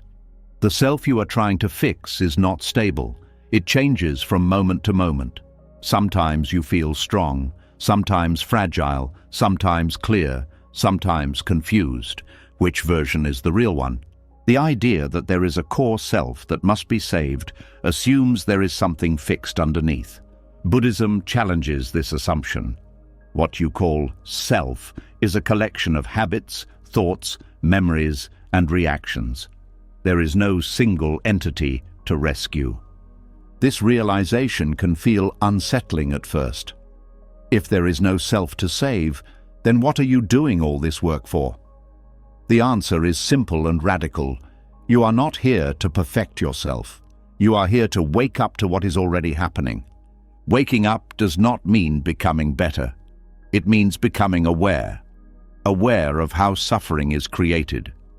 Aware of how attachment forms. Aware of how resistance appears. This awareness loosens suffering naturally. The self that needs to be saved often carries a hidden fear. The fear that if you stop trying, everything will fall apart. That you will become lazy, careless, or overwhelmed. But this fear comes from confusing control with care. True care does not push, it listens, it responds. When you stop fixing yourself, you do not stop caring, you start caring differently. You begin to ask, what is actually happening right now, instead of, how do I get rid of this? This question invites presence instead of pressure. Presence has a stabilizing effect. When you are present, emotions feel less threatening. Thoughts feel less authoritative. You stop believing every story about yourself. The self that needs saving is often reinforced by comparison. You see others who seem more grounded, more healed, more together. You conclude that you are behind. This comparison fuels the fixing mindset. Buddhism points out that comparison is another form of illusion. You never see the full inner life of others. You only see surfaces.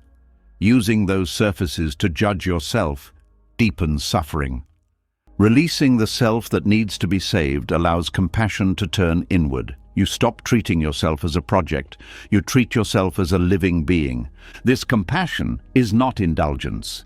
It does not excuse harmful behavior. It simply removes hostility from the relationship with yourself. Change happens more easily without hostility. You may notice resistance to this idea. Part of you believes that struggle is necessary, that without pressure, nothing will improve. But look closely. How much has pressure actually helped? Often, pressure creates short-term compliance and long-term burnout. Awareness creates sustainable change. Seeing yourself clearly means seeing both pain and resilience. It means recognizing that you have survived without fixing everything, that life has carried you even when you were confused. Buddhism emphasizes direct experience over belief. You do not have to believe that you are whole. You simply observe what happens when you stop trying to fix yourself. What often happens is relief, not dramatic relief, but subtle. The body relaxes. The breath deepens. The mind quiets slightly. This is not because problems vanished, but because resistance eased.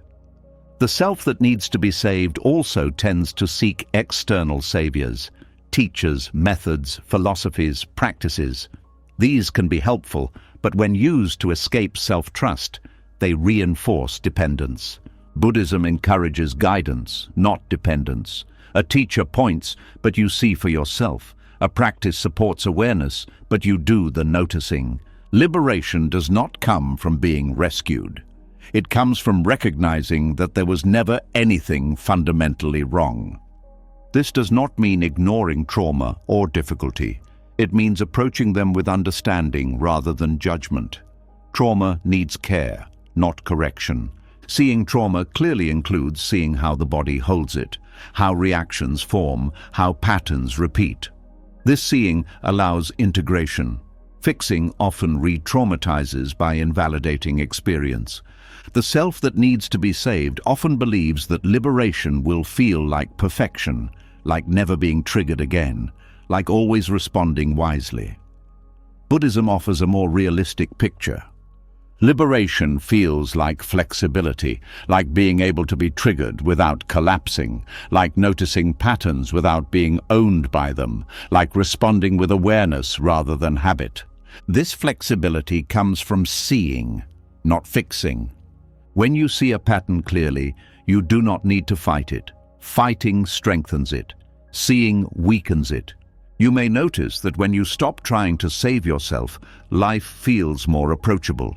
You stop being at war with your inner world. You stop treating discomfort as an emergency. This does not make life painless. It makes it workable. Releasing the self that needs to be saved also changes your relationship with time. You stop rushing toward a better version of yourself. You stop postponing acceptance. You allow growth to unfold without force. This unfolding is uneven. Some days feel open. Some days feel heavy.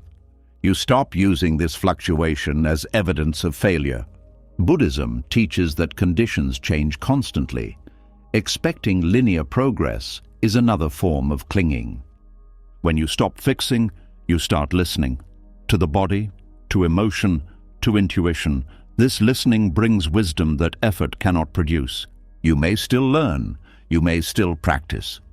But practice is no longer a rescue mission. It is an exploration. Exploration is lighter than rescue. It does not carry the same urgency. It invites curiosity. Curiosity softens the nervous system. It allows learning without fear. The self that needs to be saved often feels alone, as if it must do everything itself. Seeing reveals interdependence. You notice support everywhere. Breath supports you. Gravity supports you. Others support you. You stop feeling like you must carry yourself alone. Liberation in Buddhism is often described as seeing things as they are, not as they should be, not as you wish they were, just as they are. When you see clearly, clinging falls away naturally. You do not need to pry it loose. Releasing the self that needs to be saved is not giving up on growth. It is giving up on violence toward yourself. You stop saying, I must be different to be okay. You start saying, I can be with this. This shift changes everything. You are no longer trying to escape yourself. You are meeting yourself.